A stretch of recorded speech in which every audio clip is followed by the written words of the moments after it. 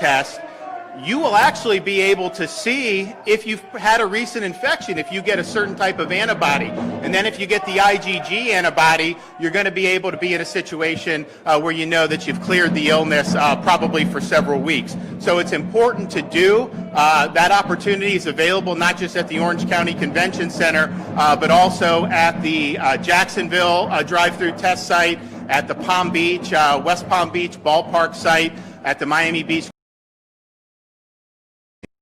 Convention Center, and at the Hard Rock Stadium in Miami-Dade County. And what we've been seeing over the last couple of weeks is we've been seeing an increase in prevalence of people who are testing positive for antibodies. And so if you do test positive for antibodies, you'll get the result right there. Go with OneBlood and consider giving blood so that you're able to be in a situation where you're helping patients. I think it's something that's very, very important. There is a increased demand from hospitals for convalescent plasma, and we want to be able to meet that need. And so one of the best things you can do if you're somebody that has recovered from COVID-19 is to donate blood. Your plasma will be able to be used to help other patients, and the success has been promising. I think if you look at a hospitalized patient now, given treatment early, they're doing better than patients were doing in March and April when the pandemic really first hit. And also important to know, this is just one way that we're able to help folks who need treatment. The other thing that a lot of the physicians have asked for and have been using is the prescription drug remdesivir. This is something that had been controlled basically with the federal government, initially sending it to the health departments and then sending it directly to hospitals. When hospitals started running low on it, they asked me for help, and we were able to do that. And we were able to expedite a shipment 2 weeks ago, and then we expedited another shipment that's arriving in hospitals today, which is important. Remdesivir is similar, and they actually use it in conjunction with convalescent plasma. It's a 6-day regimen you go through, and if you do it early, the physicians believe that there's been a really good sense of support. So it's important to understand we've really moved the ball on getting remdesivir into the hospitals. Folks can give the convalescent plasma and then also have the opportunity to do that as well. Also important to note that COVID-19, while it's obviously an important issue, there are a lot of other health issues out there. If you need health care, particularly for things like heart and stroke, what we don't want to see is people deferring that. Go in, the hospitals are safe, there's capacity. Right now there's people in intensive care for things other than COVID who did not seek attention when they needed to, and their condition worsened, and now it's a tougher fight. And so if you're somebody out there that's experiencing those symptoms, do not shirk from going in to get the medical attention that you need. And statewide, we have 25% of the hospital beds are available statewide, and almost 20% of the ICU beds are available. Here in Orange County, nearly 26% of adult hospital beds are available, and nearly 22% of ICU beds remain available. And so the capacity's there. The COVID patients represent a larger percentage of the census than they did a month or a month and a half ago, but we do have the capacity, and the state's obviously helped with some of the folks who are contract nurses and some of the other medical professionals. So we really appreciate that. I want to thank the folks at OneBlood for their support. We have a lot of folks who are working really, really hard on this to be able to help patients, to be able to generate better outcomes. This is a great way for members of the public to be able to do it. And remember, you don't have to have tested positive in a diagnostic test. There are people that had this with no symptoms, a month or two ago, maybe 2-3 months ago, who will have antibodies that can be used for this. So even if you've never tested positive before, and you think you may have been exposed, go get an antibody test and consider giving blood. So with that, I want to let the folks from OneBlood come up and say a few things, and we'll take some questions. Go ahead. Thank you, Governor DeSantis. On behalf of the 2,500 team members at OneBlood, I want to thank the governor for being here today and helping us raise an awareness for the unprecedented need for convalescent plasma. Since the early days of the pandemic, OneBlood's been working very, very closely with the governor's office, Surgeon General Dr. Scott Rifkes, and the Florida Department of Health. As coronavirus's cases surge, the need for convalescent plasma is reaching extraordinary levels. OneBlood's currently experiencing over a 500% increase in demand for hospital orders for COVID-19 convalescent plasma. And we're urging people who have recovered from the coronavirus to step forward and donate their plasma. They are urgently needed. The surge in the number of people being diagnosed with coronavirus has coupled with the fact that hospitals are providing the convalescent plasma earlier in their treatment, which is driving demand to new heights. It's all hands on deck at OneBlood. As quickly as donations come in, we process, we test, and we distribute them and get them out the door, because the demand is currently unprecedented. OneBlood's collecting convalescent plasma 7 days a week, and we are processing and testing 24 hours a day. But it's a revolving door. As quickly as the plasma comes in, it goes back out, because that is the importance of the need at this time. You must register at oneblood.org to donate convalescent plasma. You can't walk into a donor center and donate without registering first and qualifying. Once again, that's oneblood.org. Plasma can be donated every 28 days. So that since there's such a strong ongoing need for convalescent plasma, please go to oneblood.org if you qualify and make donation a habit. OneBlood was one of the first blood centers in the country to start collecting and distributing convalescent plasma. So once again, we are here to do our part to support the critically ill. We've distributed thousands of units to date. Well, I hope they never need convalescent plasma. I can tell you. We've distributed thousands of units to date, and there's no end in sight. Right now, I'd like to introduce our Chief Medical Director, Dr. Rita Reich. Thank you very much. Thank you, Governor. Thank you, Bud. We've got quite a storm outside, so I'll try to talk as loud as I can. I'd like to just, from a medical point of view, tell you how important convalescent plasma is. This is a treatment that has been around actually for almost a century, but it has only recently been approved by the FDA as an experimental therapy for COVID-19, and it is experimental. We're still doing studies on it.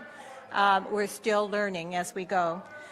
But the important thing to know is that people who have recovered from COVID and are now healthy and have antibodies circulating can actually help save a life and improve an outcome for a person who is fighting the disease. In other words, the antibodies from a COVID-19 convalescent plasma donor can boost the immune system of somebody very sick in the ICU, or even someone who's just had a massive exposure. We've been using it since the outbreak of the epidemic, and we're finding that we have very positive results from it. They're not published yet. The analyses are still being done, but we're very encouraged by what we see. So what we're really hoping to do now is use it earlier and use it more often than we had been. And we are encountering an extraordinary rapid increase in orders for this product now, CCP, as you've heard here several times. We don't have a donor database, so we do not know where to find people who've had COVID-19, and we need them to come forth voluntarily and register on our website at oneblood.org in order to make themselves available to help save a person who's battling COVID-19. So please, if you know of anyone or you happen to be someone that had COVID-19 and you're now healthy, please go to oneblood.org and register. The need right now is quite urgent. So thank you. Thank you, Governor. All right. Well, thanks so much. We really appreciate all OneBlood's doing. It's very, very important. This is a great way for Floridians to be able to help their fellow Floridians, and I think we're going to get a good response out of this. I know folks have been doing it, but remember, if you are going through our drive-through sites with an antibody test, you will get a result that day, 15 minutes. Consider going immediately to donate blood, because you can really help folks. I also want to just, before I take some questions, just make a couple comments on some of the upcoming events, particularly the school year. Our guiding principles have been, number one, that ultimately, parents need to be free to choose the best environment for their student, for their kids. And if that means they prefer distance learning because they're not comfortable with having kids in school, then that's their decision as a parent. If people want a hybrid, then they can opt for a hybrid. And obviously those parents that believe kids need to be in school, we want to provide them an option to do that as well. We see the problems that have already developed with not having kids have access to the mentorship and the in-person instruction. We don't want folks to fall behind, and we really want to focus on the best interests of our students and giving the parents the maximum amount of choices to be able to make the best decision that they can. I would also say, as we think about in-person versus virtual, there are some really significant hurdles for certain classes of students when it comes to virtual learning. Students with unique abilities may just simply not be able to learn in a virtual environment at all. Some students, although the Florida Department of Education, did work to put out more laptops, but not all students have reliable access to the internet or a computer. Obviously, for some students, school's the one place where they get access to healthy meals. It's also school, the most common location where abuse and neglect are identified. And that's just because the folks in the schools are really looking out. And then obviously, the whole issue of childcare will continue to be something, particularly for our low-income families. And so choice is paramount. I know that some of the folks here in Central Florida have submitted plans, some of the school districts. And I will say this, if you look at the trends in Central Florida, you look at Brevard, the positivity, that's been in the single digits. You look at Seminole's gotten down. Orange is trending well. Lake, those are all very good signs. You look at the syndromatic indicators in terms of ED visits, those have declined. So I anticipate that to continue. And obviously, as we get into the school year, I think the numbers will be even lower because folks have been doing a really good job. And so we are really looking forward to being able to give parents a choice, and I think that that's the most important thing we can do. And with that, I'll take some questions. Yes, ma'am. WKMG News 6. A lawsuit was filed by a parent and a pregnant teacher calling for a freeze on the reopening of schools. Whether or not you've seen the specifics, what would you say? So here, I think it's a really important point. One, if a parent has a child who may have underlying conditions, of course they should be able to opt for virtual. And I think if they want them to be in there with special accommodations, I think absolutely school districts need to make those accommodations. And the same with employees. This is something that's been in our guidelines from the very beginning, regardless of employer. If you have, as a business owner or here as a school district, and obviously the state has followed this too with our employees, if you have somebody that may have an underlying health issue, they absolutely need to be given the option. Maybe they teach or work virtually, maybe they take a sabbatical, but those folks who are higher risk, you absolutely need to have accommodations for, without question. I haven't seen it, but I think anyone who, if there's an adult or an instructor who's concerned from a health perspective, I think accommodations need to be made, absolutely. No, you shouldn't have to, but I'm saying if a teacher does not feel comfortable there and they want to maybe do their job distance, if that's what's comfortable, and I think some that maybe have more chronic conditions, not really the pregnant, if they want to basically say, you know what, maybe I just think they should be given as much options as possible. I mean, look, these are unique circumstances. Let's be flexible. Let's try to give parents the choices. Let's try to do what's best for kids, but then let's also recognize that although I don't think that the school children are the primary vectors of spread, any employment situation, you got to take precautions to make sure people are protected. Governor, what would happen with that? With teachers that might don't comply with the executive order that you give? Well, first of all, I didn't give any executive order. That was the Department of Education. They have a board and they do different things. And my view is we got to work together. And I want to work with all the school districts. Obviously, if you look at the epidemic throughout Florida, it's more severe in some parts than others. And I think that you should recognize that. But I also think we just got to be guided by the evidence and the data and make sure that we're putting the interests of kids first and giving parents the choices that they deserve. Yes, sir. Not opposing what you mean. I'm wondering the lab that runs the tests or the state-run testing labs like the one here in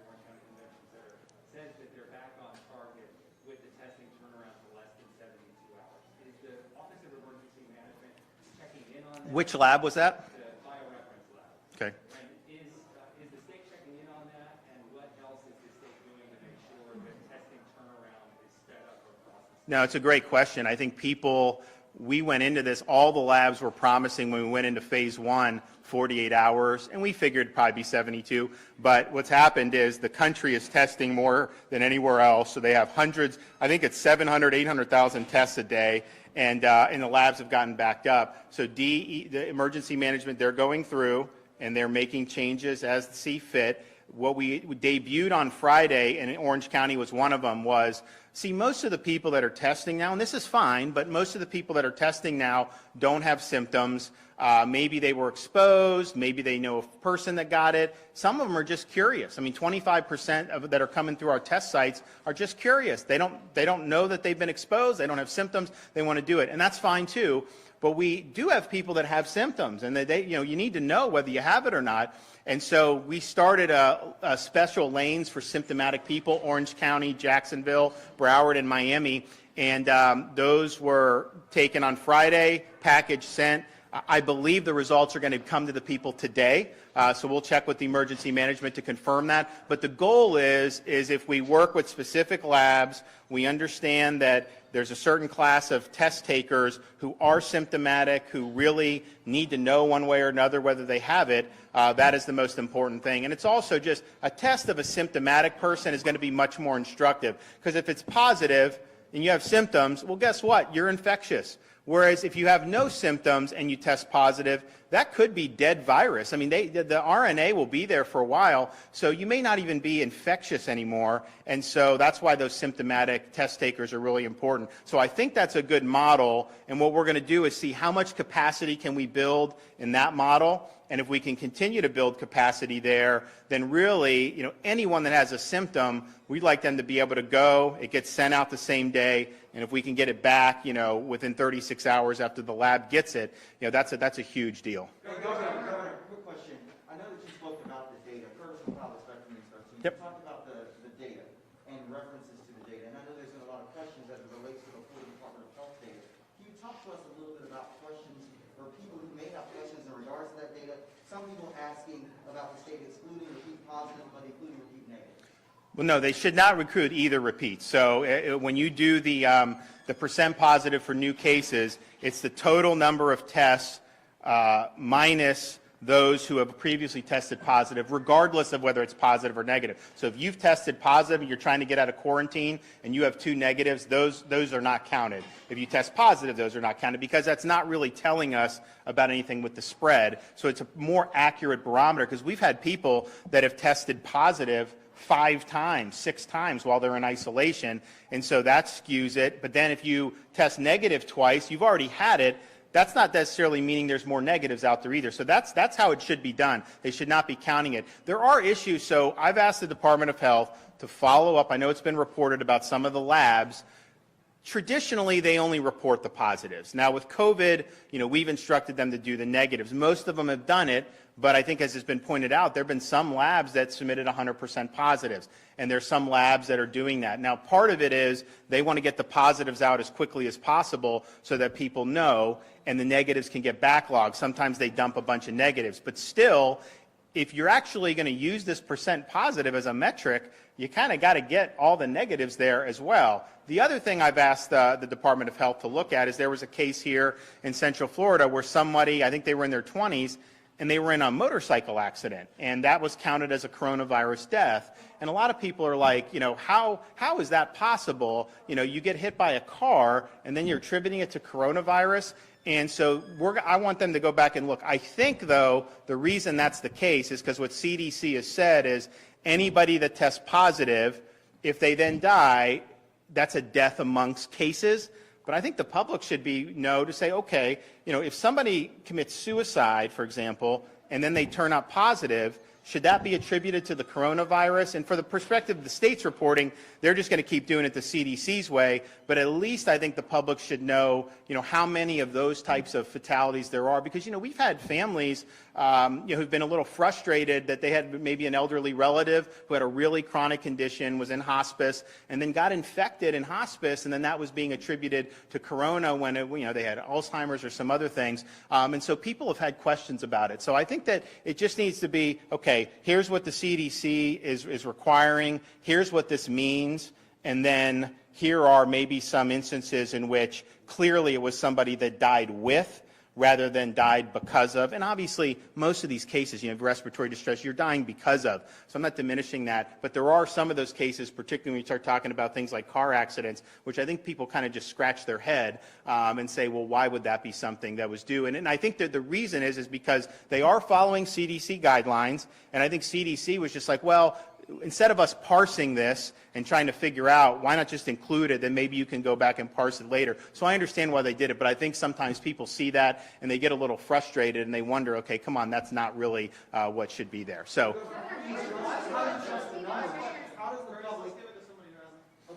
16 different mayors in Volusia are calling for symptomatic lanes, which I know you touched on before. They said they've sent a letter.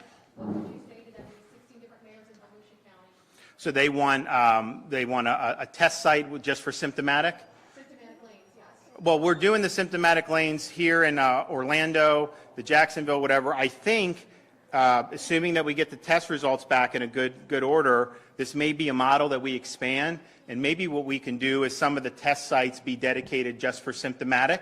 And so if you're symptomatic, what'll happen is you'll get through much quicker because instead of having, this Orange County Convention Center, they've had, I think, up to 2,000 in a day, certainly 1,800. Now, it's gone down a little bit, and I think our test sites have gone down a little bit, which actually is somewhat of a good sign because I think, may mean that we're turning a corner here. But I think it would be something that I would support if we could figure out, okay, which sites are going to be for symptomatic. And then obviously we do want to have access for other folks as well. But like in Miami, they got a lot of test sites down there. And so to maybe dedicate one for symptomatic, maybe dedicate one here in Orange County and get quicker results, I think a lot of people would really like that. All right, one more question. Yes, sir. Around the Fox 35 News, we're hearing from a lot of people that they went to get tested, left for whatever reason early prior to getting tested, and then are getting a few days later positive test results. Can you explain why this? So I've asked the health to look at that because I've heard it too.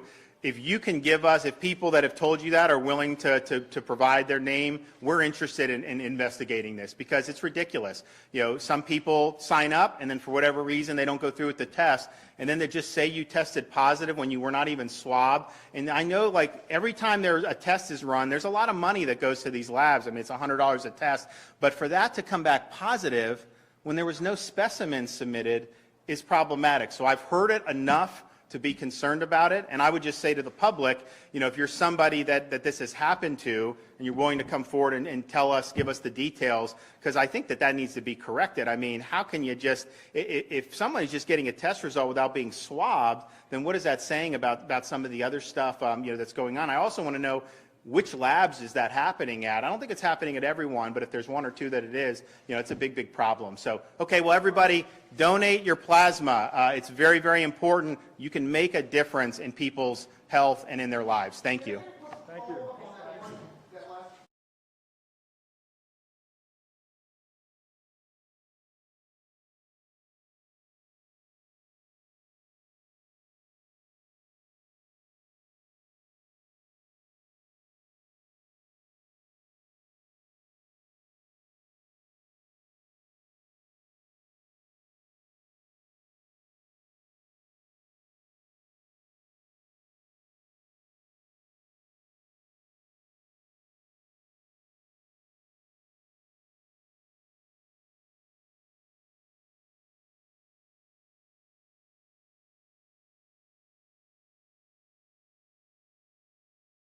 One of the things that I like to try to do is encourage people to look on our website where we have what we call an EpiCurve that looks like this, exactly like this every day, that talks about deaths by date of illness onset or date of death, which gives you a more accurate assessment of what's really happening than by the date of report. So do I think that we'll get there? Yes, I think that we'll get there. Every day we're reporting, almost every day, we're certainly reporting fewer and fewer numbers. You see that in the hospital deaths. We see that in decreased number of long-term care facility deaths and outbreaks. So, we're clearly still too many, but we're moving in the right direction. Anything else on Quest, or you good on both? I will say, as a non-medical expert, the answer is yes, we will have one of those days. We just can't tell you when.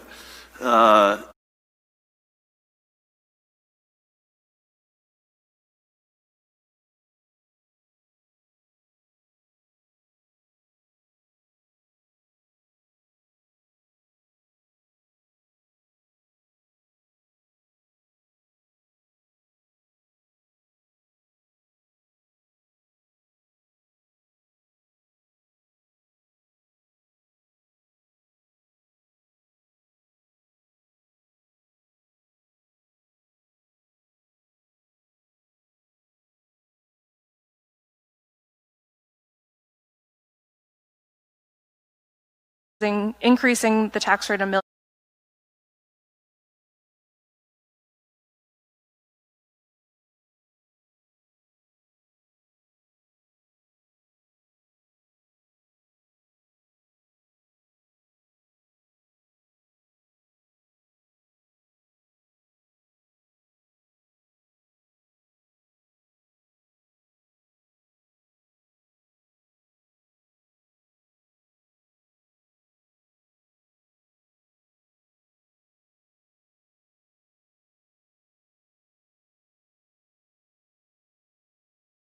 War, you're in uncharted territory. And we've also said all along that the borrowing alone, even that is not sufficient, that this is not an either or, it's an and both. And it remains so. So I would just hope, this is the moment right now for the federal, the Congress this is the next sort of 3 weeks is do or die. And I can't tell you exactly what happens to our services or our finances without that federal cash, but it's ugly. And so we need both the borrowing and we need the federal support.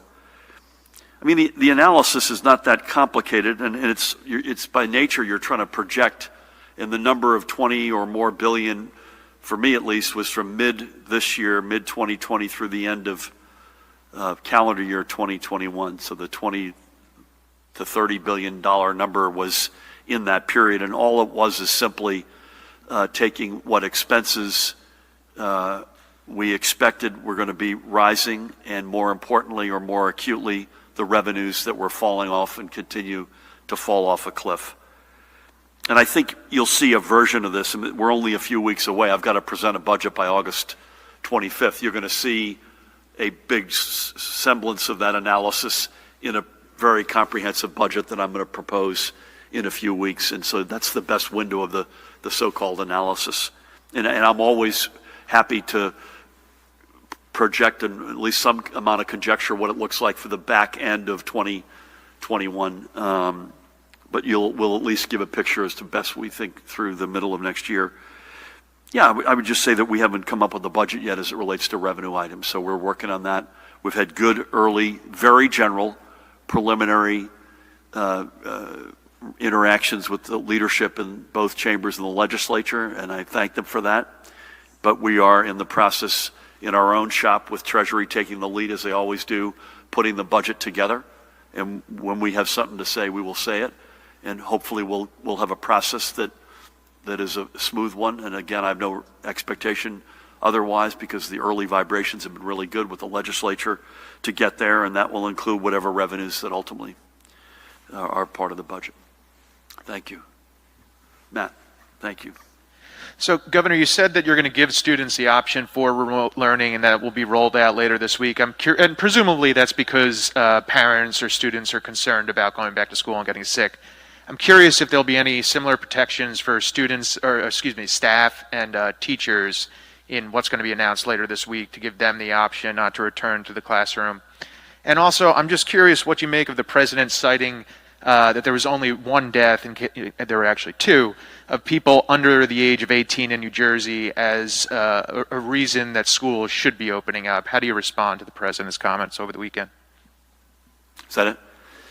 Matt, on the first one, can you bear with me in terms of just, we're still putting this together, but this will be, as a general matter, this is going to be focused on kids and parents. One of the, and Matt Plotkin will correct me if I'm wrong here, one of the aspirations put forward by educators has been less density in the classrooms and some capacity limitations.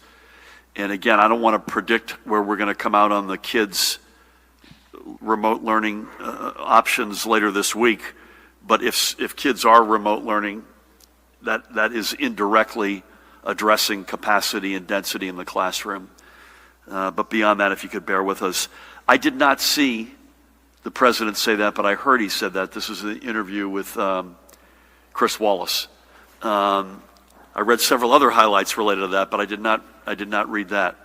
I would say any loss of life is an extraordinary tragedy, but especially of a young person, and we do in fact have two fatalities under the age of 18, and Judy will remind us each of those blessed cases included significant comorbidities for those kids.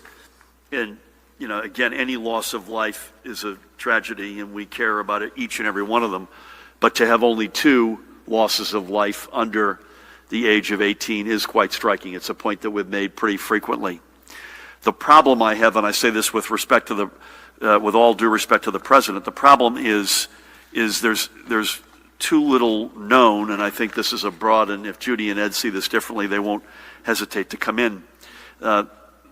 What is unspoken in that statistic is the extent to which there is transmission of the virus, including from the asymptomatic young kids, potentially. We've said that many times, Judy, here, that, and Ed, that the toughest nut to crack, my humble opinion, I'm not the expert, is the passing of the virus from the asymptomatic young, healthy kid to someone who's older, someone who may have comorbidities or just is more vulnerable. And so that's the important caveat I would put on that number. We mourn the loss of those two lives, but overwhelmingly that jumps out at you that only two lives have been lost. But we continue to be concerned about transmission of the virus, and that is a big concern of ours. Is that fair to say? I'll take the lack of jumping in as assent to the point. So with that, Judy, I'm going to put my mask on here. Thank you all. Thank you, Judy and Ed, Pat, Jared, Matt, Mahan, the whole team. Dante, hello.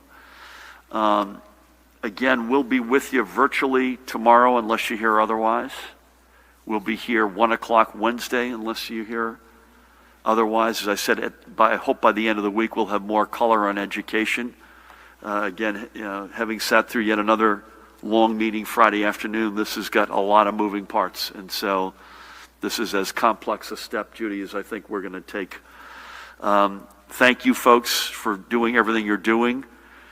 To both Dustin's and Elise's question, the extent to which we can get those absolutely conclusive 7-day averages on rate of transmission, spot positivity, new hospitalizations, that we get a firm sense, and so far so good, that folks are doing the right thing when they're returning from other states, that the testing, that the country, not New Jersey, although certainly New Jersey, that we as a nation cracked the back in the testing turnaround time, against some labs better than others, and that we hopefully see these fires begin to diminish somewhat nationally. That all of the above gives us the confidence we're going to need to keep taking steps.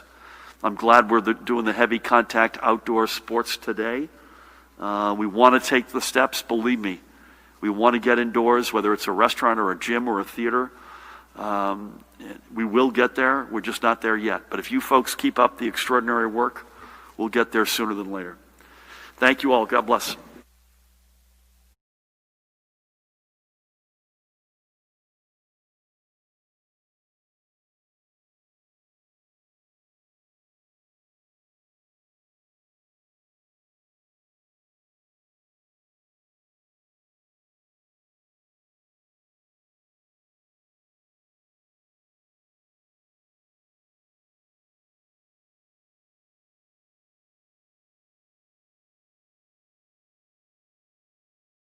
Good evening. Welcome to Black Conservative Voice with David Colbert, here on the CTM News Network, the voice of truth. Well, I'd like to thank you for joining me this evening. We're going to be talking about a few things that are going on in the news right now. On Tuesday, President Trump signed an executive order on policing to build trust in the law enforcement.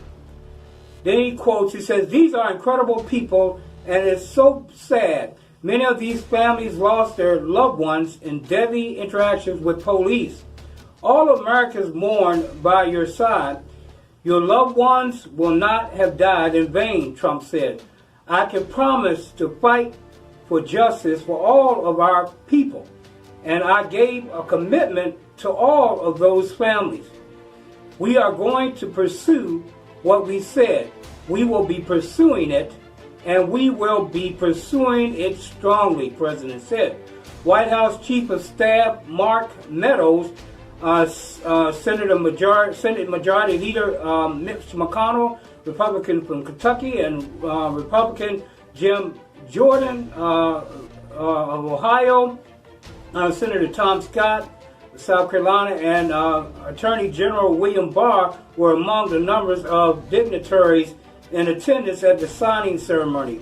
There were also representatives from a number of law enforcement organizations present. According to the White House, Trump's order touches on use of force, best practices, information sharing to track officers who have repeated complaints against them, and federal incentives for police departments to deploy non-police experts on issues like mental health, homelessness, and addiction. President Trump said law enforcement officers would only be allowed to use chokeholds if their lives are in danger. As a part of this new credentialing process, chokeholds will be banned except if an officer's life is at risk, the president said. Now, recently, the next day, the law enforcement community has spoken. The National Association of Police Organizations, the NAPO, announced its decision to endorse President Donald J. Trump on Wednesday after two-thirds of their members expressed their support in a virtual meeting. President Mick McKell explained in Fox News, on an interview on Fox News at night. The National Association of Police Organizations endorses Trump after backing Biden as vice president in 2008 and 2012.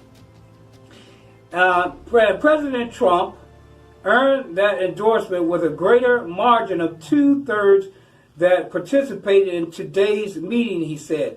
"So it's with great pride that I announce on behalf of our National Association of Police Organizations our endorsement of President Donald J. Trump."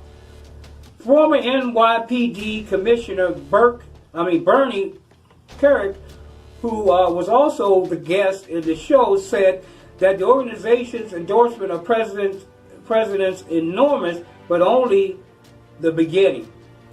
The NAPO represents more than 1,000 police associations and 241,000 officers. They did not endorse a candidate in 2016 election, but endorsed former President Barack Obama and then Vice President Joe Biden in both 2008 and 2012. Then it goes to say you have realized that you have to realize there are 800,000 and 900,000 local, state and federal police officers, law enforcement officers in this country. And if they're watching the news, if they're watching what's going on on a daily basis around the country, whether it's Atlanta, New York, Baltimore, Portland, Seattle, the Democrats are completely anti-police, anti-law enforcement, he remarked. This is the former commissioner of NYPD, Bernie Kerik. If that's the case, there's only one vote you need, and that's for this president who has consistently been a super pro-law and order president, said Kerik. Bream asked the pair about federal involvement in high crime cities where Democratic leaders are pushing back the president.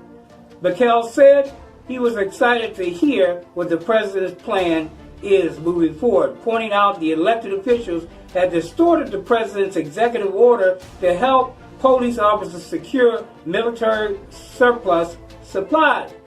Now, our police department needs whatever they can get in this day and time with all the assault weapons, all the other things that are out in this marketplace. So I applaud the president on backing our law enforcement officers.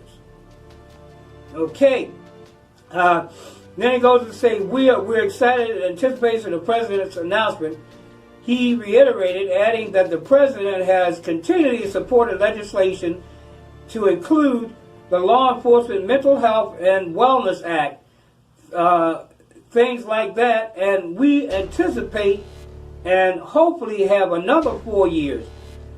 Listen, the president's going to do everything in his power, and I think it's a lot of this is going to have to do with putting ATF, the FBI, and the DEA and the Marshal Service in their communities. Start taking out the gangs, start taking out the guns, and cleaning up the communities so that people can live there safely, which is what the Democrats are not doing, Carrick concluded. And that was the program Fox News at Night. We're going to take a quick break right now. We'll be right back at you in a moment. You're watching Black Conservative Voice with David Colbert.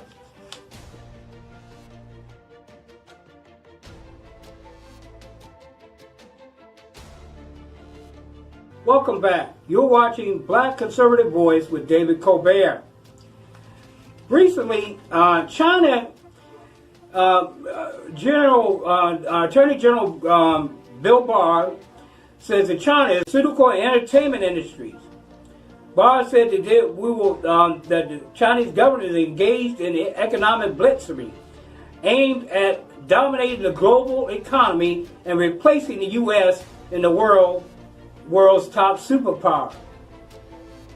And the U.S. appears to change policy on Beijing's unlawful actions in the South China. We heard about that yesterday. I spoke about that. The CCP, the Chinese Communist Party, has launched an orchestrated campaign across all of its many tentacles in Chinese government and society to exploit the openness of our institutions in order to destroy them, Barr said during an address at the Gerald R. Ford Presidential Museum.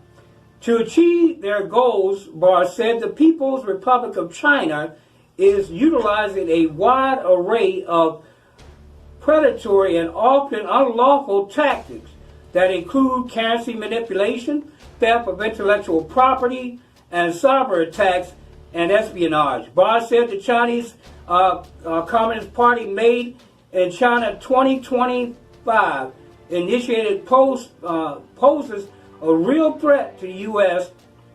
Technological leadership as China seeks to dominate a number of high-tech industries. The State Department imposes sanctions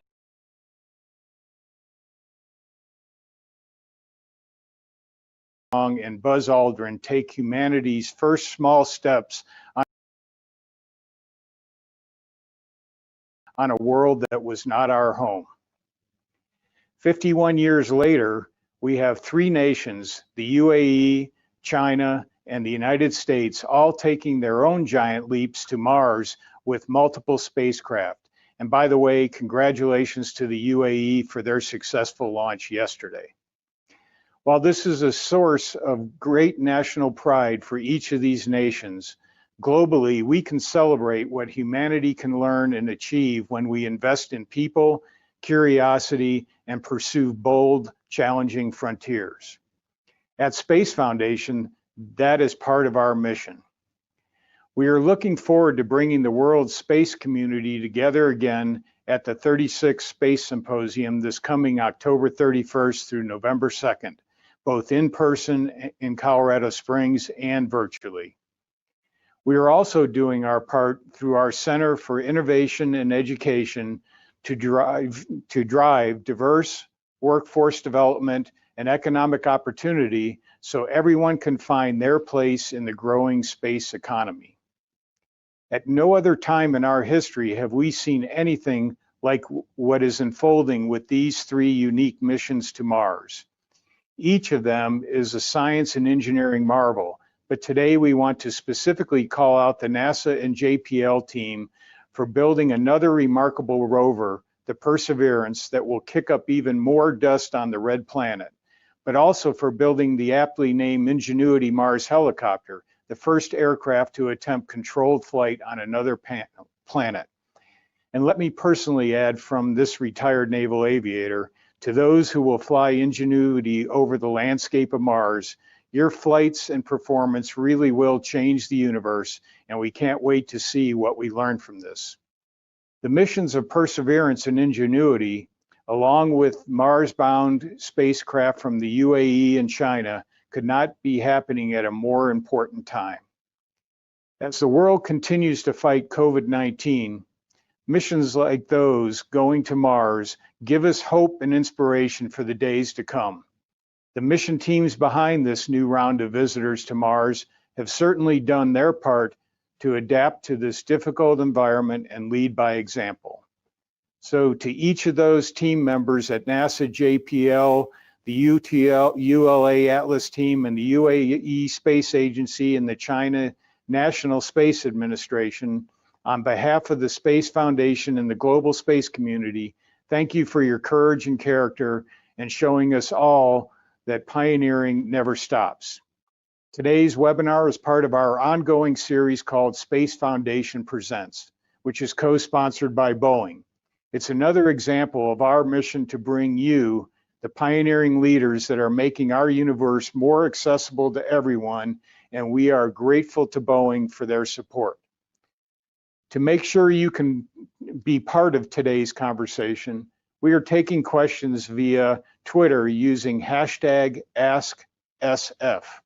And with that, it's time to begin our program. Joining us today is the Honorable Jim Bridenstine, NASA Administrator, and like me, another proud naval aviator. He is also a former member of the U.S. House of Representatives, having been elected to serve the 1st District of Oklahoma 3 times. Also part of today's program is Dr. Thomas Zurbuchen, NASA Associate Administrator for the Science Mission Directorate.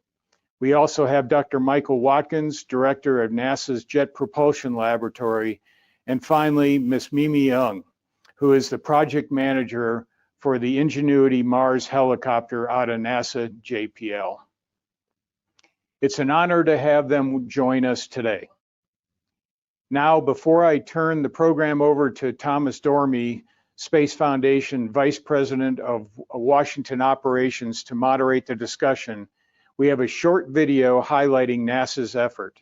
It clearly shows that despite the challenge, NASA continues to inspire a nation and future generations of exploration. The video is appropriately titled, "We Persevere." We are a species of explorers, believers. We choose to go to the moon in this decade and do the other thing, not because they are easy, but because they are hard. We are willing to do the hard things, to overcome the many challenges. This is what brings out the best in us. We go for a mission to the moon. Our path has led to success and to bitter losses. We come together today to mourn the loss of 7 brave Americans. Yet, even when faced with tragedy and setbacks, we persevere. We keep striving.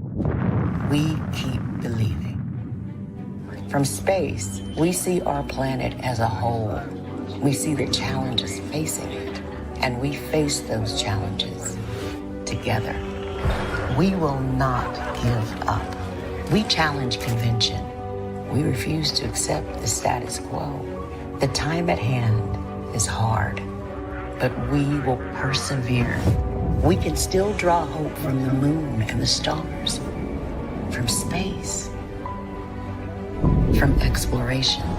There is a new day beyond the challenges we face now. Curiosity, insight, spirit, opportunity. If you think about it, all of these names of past Mars rovers are qualities we possess as humans. 10, 9, we have ignition sequence start. But if rovers are to be the qualities of us as a race, we missed the most important thing. 3, 2, perseverance. launch commit, liftoff. We have liftoff. We are a species of explorers.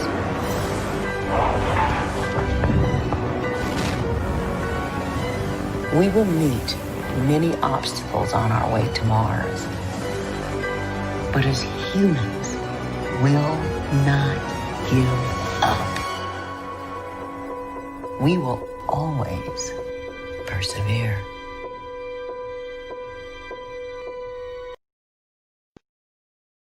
Wow, that was an inspiring video. Hello, I'm Thomas Stormy with the Space Foundation. It's my privilege to moderate today's event and our live discussion with NASA leadership. I want to invite the NASA team to join me on our virtual stage, and in order, if I could ask Mr. Jim Bridenstine, the NASA Administrator, Thomas Zurbuchen, the Associate Administrator for NASA's Science Mission Directorate, Michael Watkins, Director of NASA's Jet Propulsion Laboratory, and Mimi Ung, the Ingenuity Helicopter Project Manager, to join me. First, as we get started, Administrator Bridenstine, I want to thank you and your team for joining us here today. And I have to say, that was truly an incredible and inspiring video. Well, thank you. And I just want to say thank you to the Space Foundation. This is a relationship that I've had with your organization that goes back to my days in the House of Representatives, and the great scholarly work and the studies, and of course, the committees are putting together as it relates to space. And it really has been a real pleasure working with the Space Foundation for all of these years. And of course, as the head of NASA now, it's a relationship that I see continuing long into the future. So thank you for your great work, and thank you for hosting this. And thank you. And we do have a great, strong relationship, and look forward to keeping that going in the future. So we're going to begin with some opening comments from NASA, followed by a question and answer session. As a quick note for those that have joined us and are watching live, feel free to join the conversation and ask a question using our hashtag AskSF. So now let's begin, and I think we're going to start with some comments from Dr. Zurbuchen. So Thomas. Hey, thank you so much. I'm so excited to be here with the team. Before I get started, I wanted to congratulate the United Arab Emirates for their successful launch of the HOPE mission to Mars. Along with their Japanese launch partners, that's a truly amazing accomplishment, and we're happy to join them soon with Perseverance, because together, hope and perseverance are essential ingredients of exploration. It's truly an exciting decade ahead of us as the entire world sends missions to Mars to study and explore the red planet. Next week, the United States returns to Mars. It's the next step in putting together a puzzle we've been working on for centuries, which has accelerated in the last 55 years, beginning with the first flyby of Mars by Mariner 4. The world's eyes were opened when the Viking landers sent back transformative pictures of the surface of another planet for the first time. And the world got to see for itself the color Mars red with its own eyes. And we saw how it resembled our great American desertscapes, and we wondered anew what our two planets might have in common. Where all the ingredients necessary to life, carbon, other elements, water, energy, were they present on Mars, and had the soup produced microbes as it did on Earth? But did unhappy celestial occurrences for the neighbors snuff out that agent's life as we strive here on, flourish here on Earth, as life is an important part of our planet? These are questions scientists have pondered for decades and more. So now we send Perseverance, the most capable robotic scientist ever sent to the surface of another planet, to the most promising place we could determine from here that could have supported life, an ancient river delta by what might once have been a huge lake.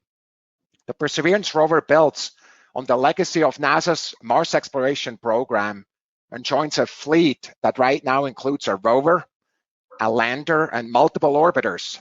It's our 9th mission to land and our 5th rover.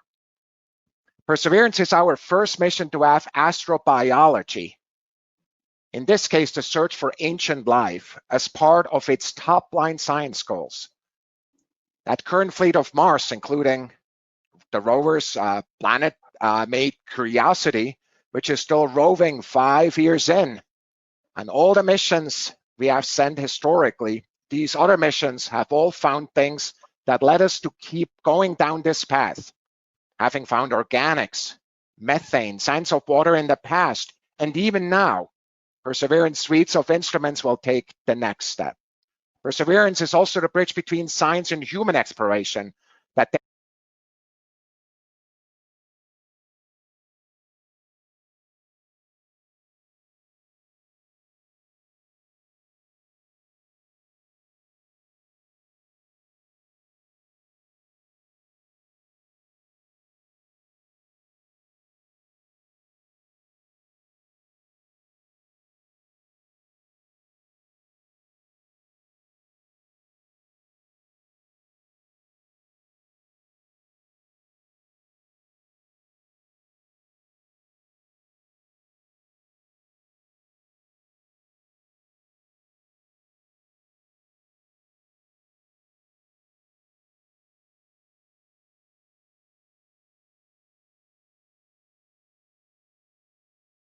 ice deposits human missions could use.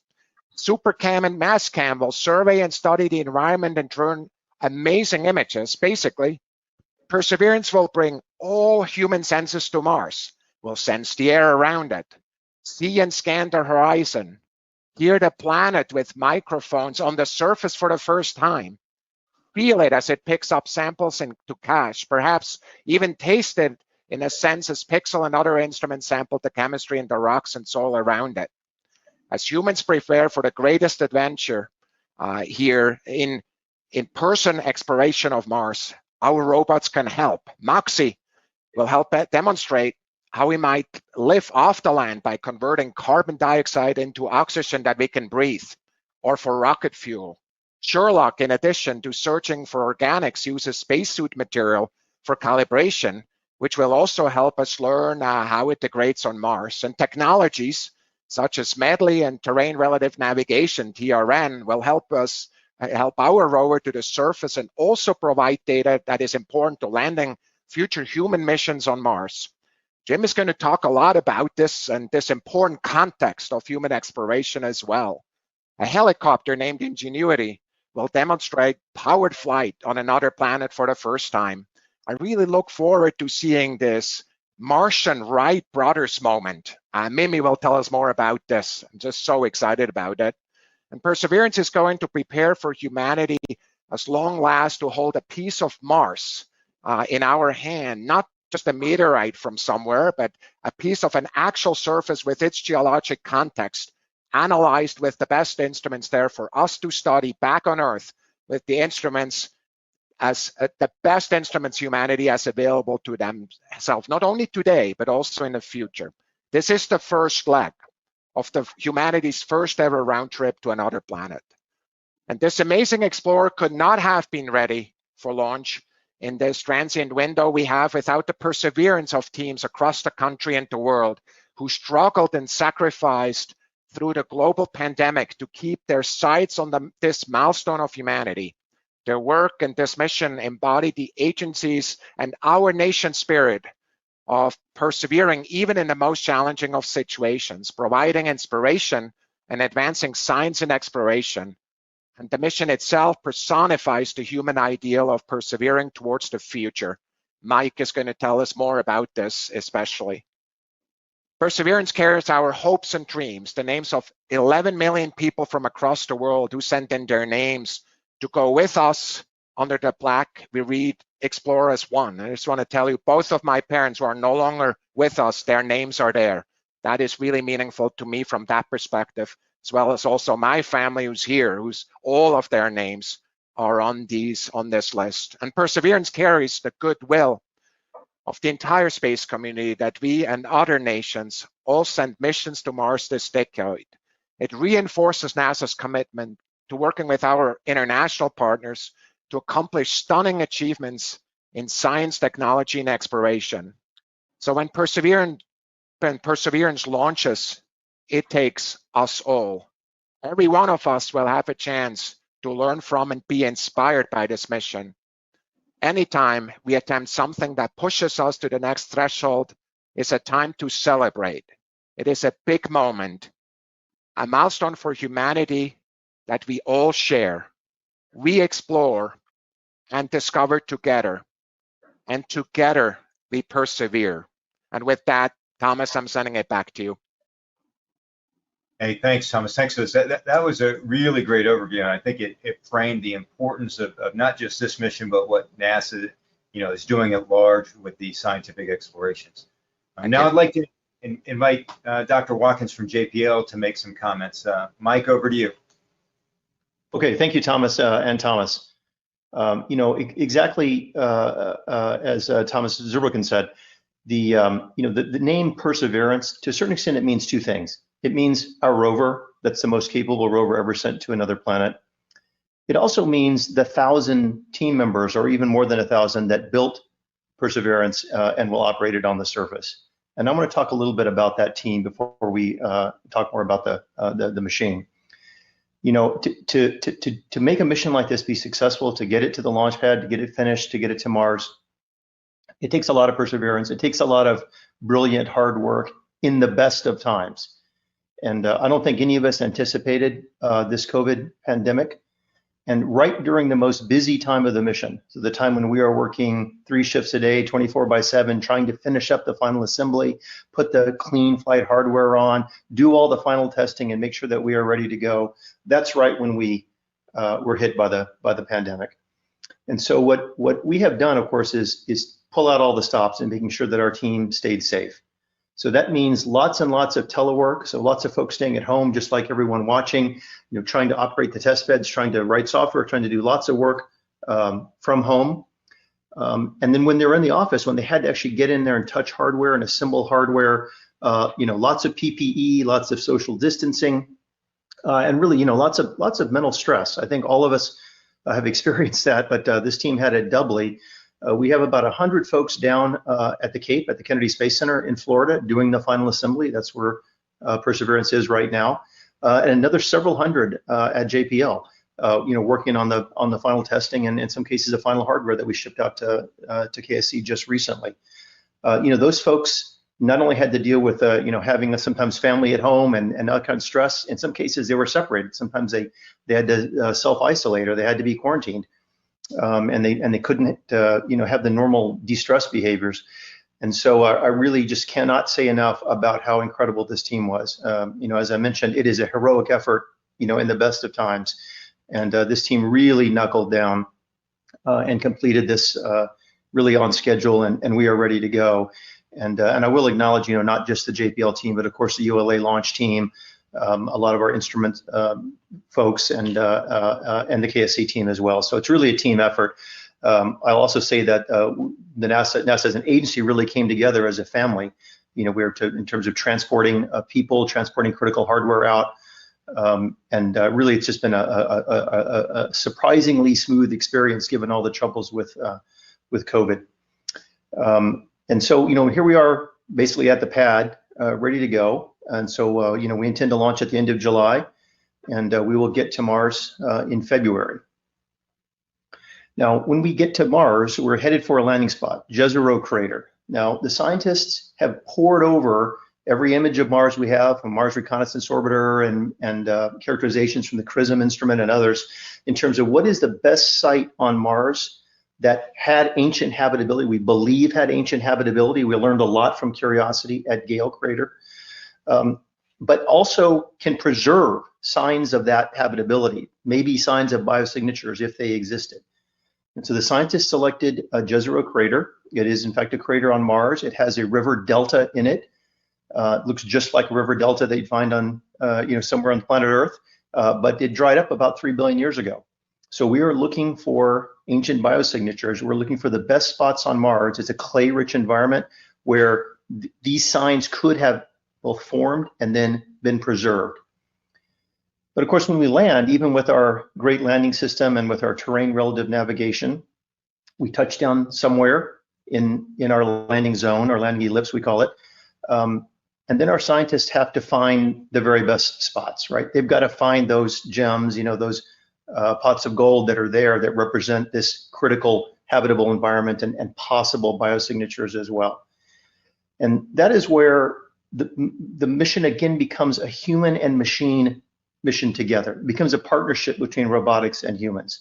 So, we've talked about the complexity of Perseverance and how that helps us understand how to send humans to Mars later. It helps us understand the long delay in communications, helps us understand navigation, helps us understand landing systems, helps us understand in situ resource utilization. So all of these help us understand how to send humans to Mars. But even with our robot there, we still have humans on Mars. Because as Thomas said, it's our eyes and our ears, right? So we have the world's best team of planetary scientists, of Mars experts, and they direct that rover. And personally, having worked on Curiosity, having led the surface team for Curiosity, I think the most fantastic thing about these missions is that you land on a new Mars, and then almost every day, it's another new Mars, right? Every day you drive a few hundred meters and you look around and you see something fascinating. And we actually release those photos to the public as soon as we get them. So when you get up in the morning and you click, on the Mars website, on the Perseverance website, you'll see the pictures about the same time that the scientists do. And it is just fascinating to see, where are we and what's the best place to go. And our scientists actually then interact with the rover engineers, with the instrument teams, and actually decide, that place over there, that looks like something I've seen on the Earth, and that had a microbial mat, or that's an area that I've seen on the Earth, ancient preserved organics. So let's go over there and let's sample it.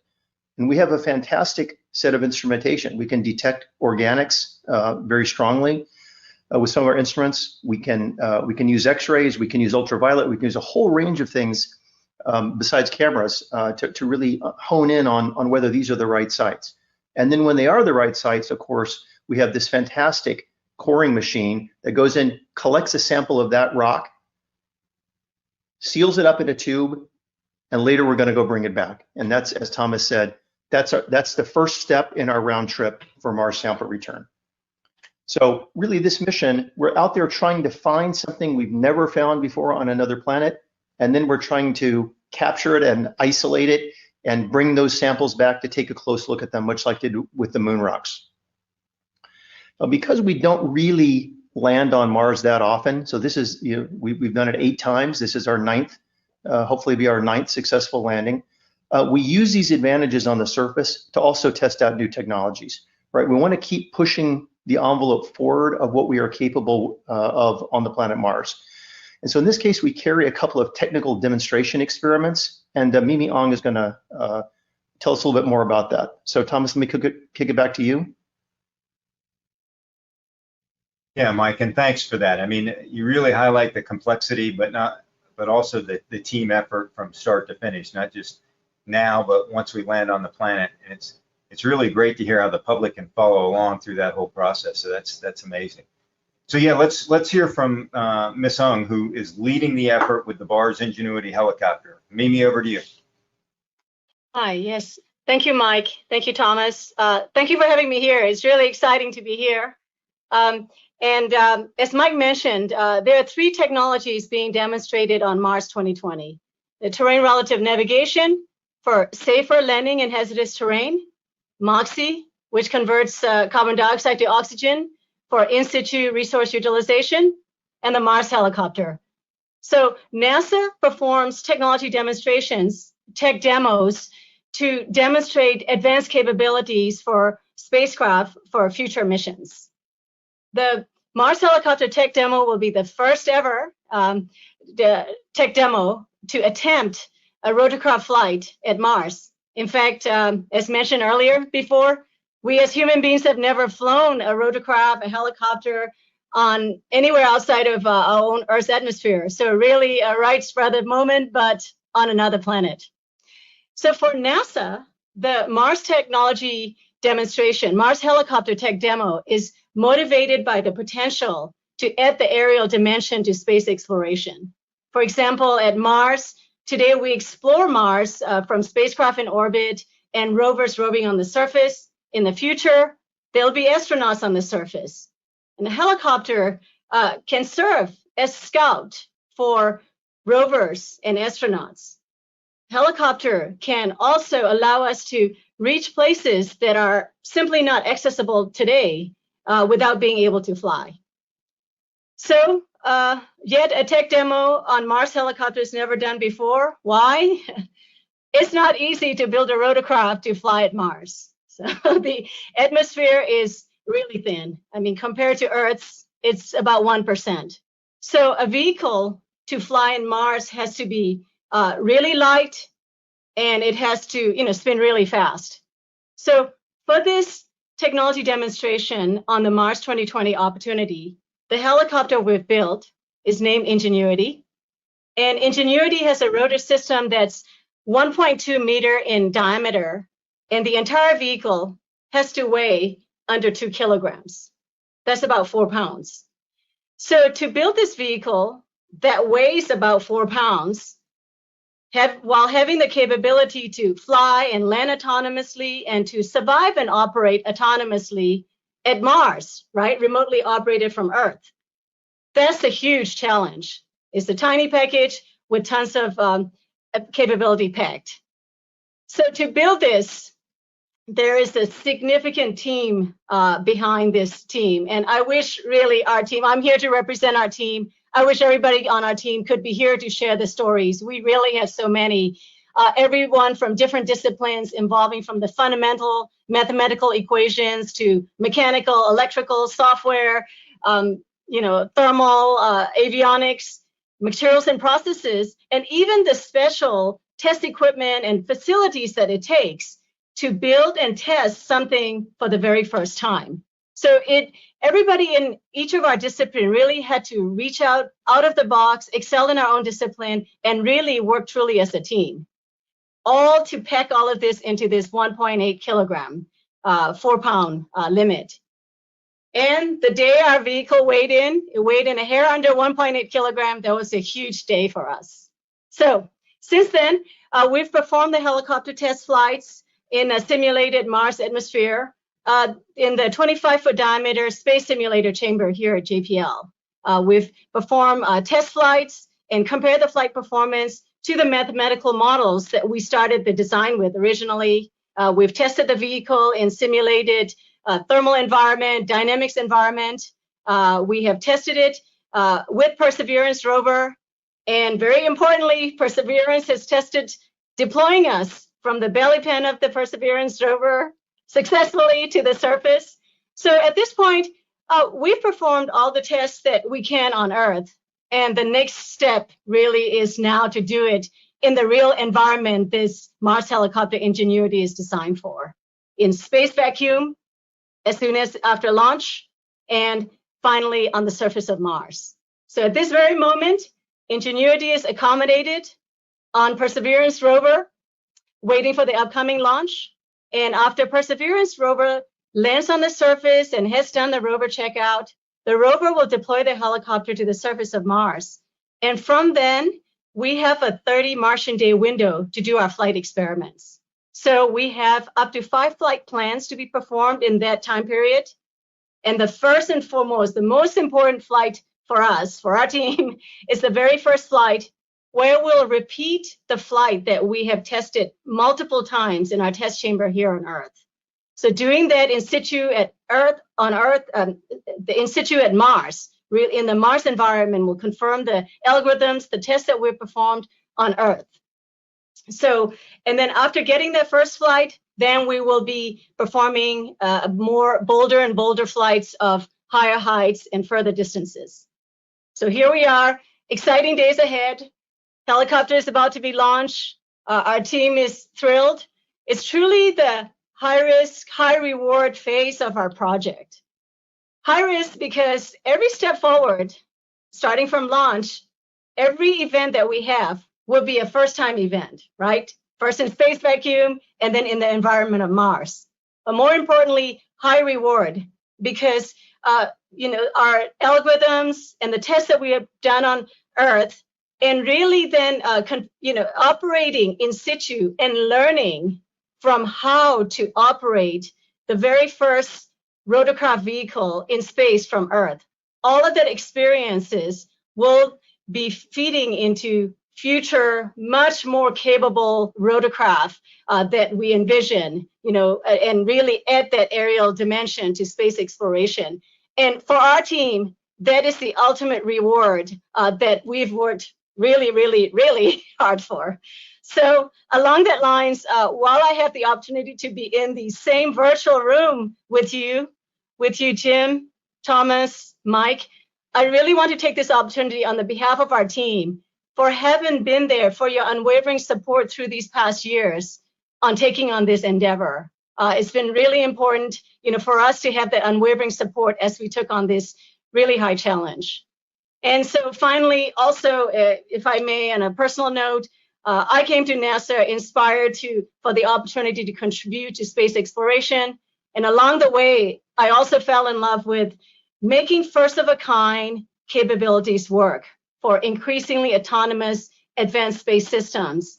And here today is an example of that dream come true. Here we are on a historical mission, Perseverance, working on a tech demo, Mars Helicopter Ingenuity. Thank you so much. Mimi, thank you. And I can sense your enthusiasm, which you show for the whole team with this tech demo. That's amazing. And I think we're all excited to help or to watch and see Ingenuity take flight. So thank you very much. Thank you. Jim, such a tremendous team. I mean, a team of experts and certainly plenty of accomplishments along the way. Would you like to share some thoughts with our viewers?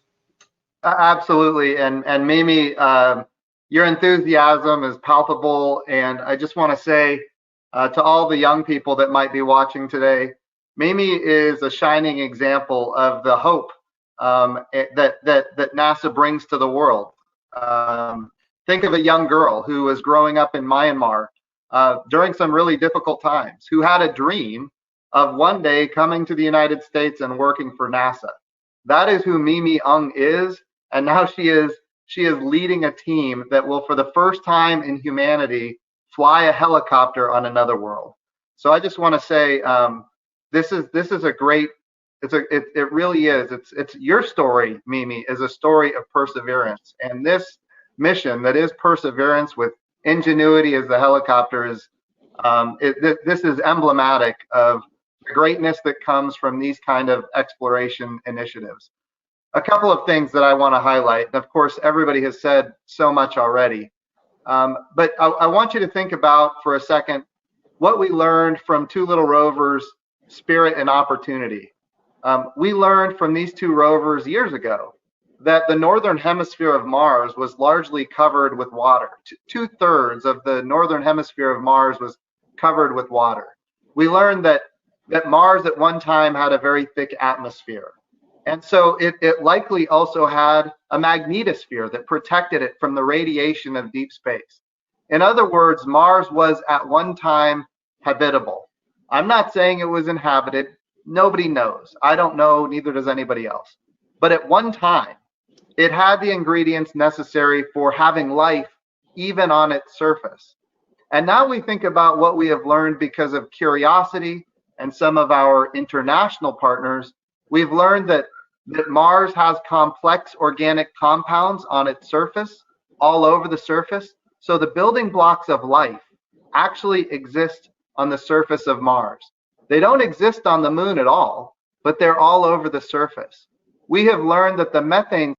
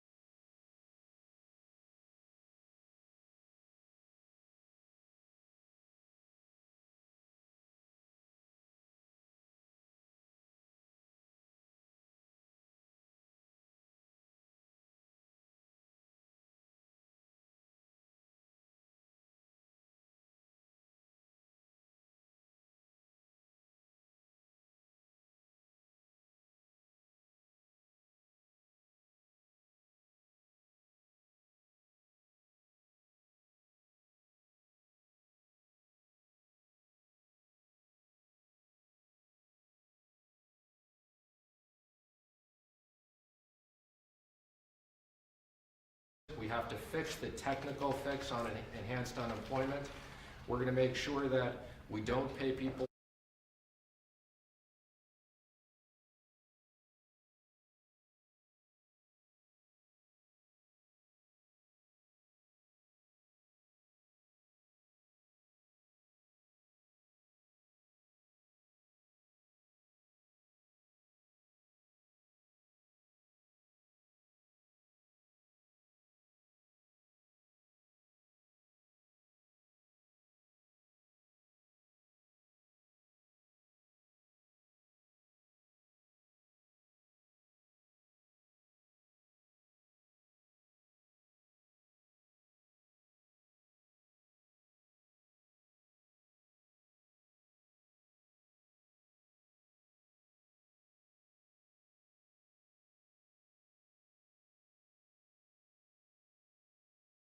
We're going to make sure that we don't pay people more money to stay home than go to work. We want to make sure that people who can go to work safely can do so. We'll have tax credits that incentivize businesses to bring people back to work.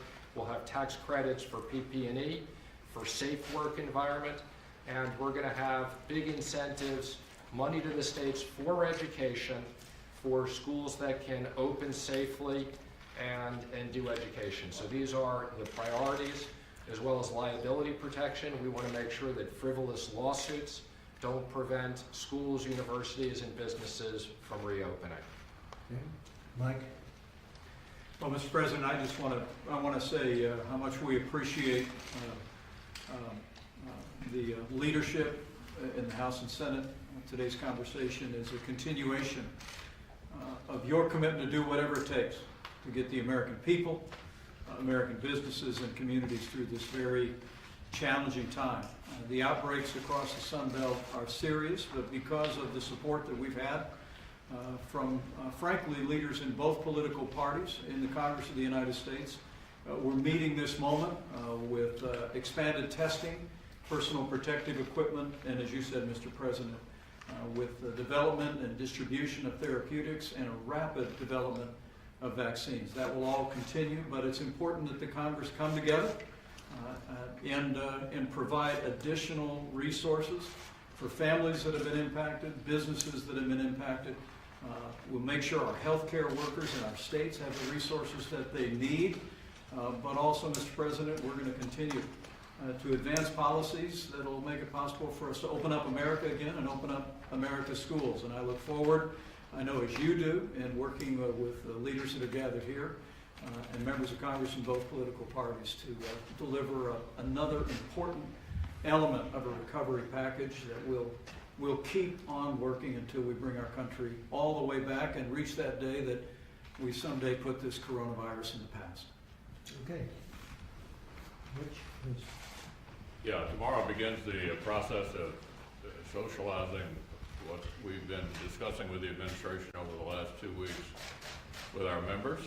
And if you're looking for a theme here, think liability protection for those who've been trying to deal with the pandemic. We don't need an epidemic of lawsuits on the heels of the pandemic we're already struggling with. Kids in school, jobs, and healthcare would be the theme of the proposal that we hope to come together and present to our Republicans. And then, as the Secretary of the Treasury indicated, obviously you can't pass the bill in the Senate without the Democrats, and we'll begin to talk to them as well. Kevin? Yes, I mean, just to sum up what we're looking at. If you're sitting at home and you're concerned that you don't have a job, we want to make sure you're able to come back. We don't think any federal money should be spent that gives you a disincentive to work. We want to make sure we have incentives to keep going. For those small businesses, we want to make sure you can stay open. We want to make sure your kids can go back to school, but go back safely, not just for the children, but for the teachers as well. We continue to make strides to make sure we get to a vaccine, that we find a cure for this virus that we did not invite, that came from a foreign land. And I think that's the focus that we have to be a part of. Mitch talks about, and I think it's fundamental, not just for schools, but for any businesses striving, whether they can open back up or not, they should not have an attack from any lawsuits. We need to give the protection that we rebuild, restore, and renew this country to where we were before, and I know we can do it together. That's why we're working here.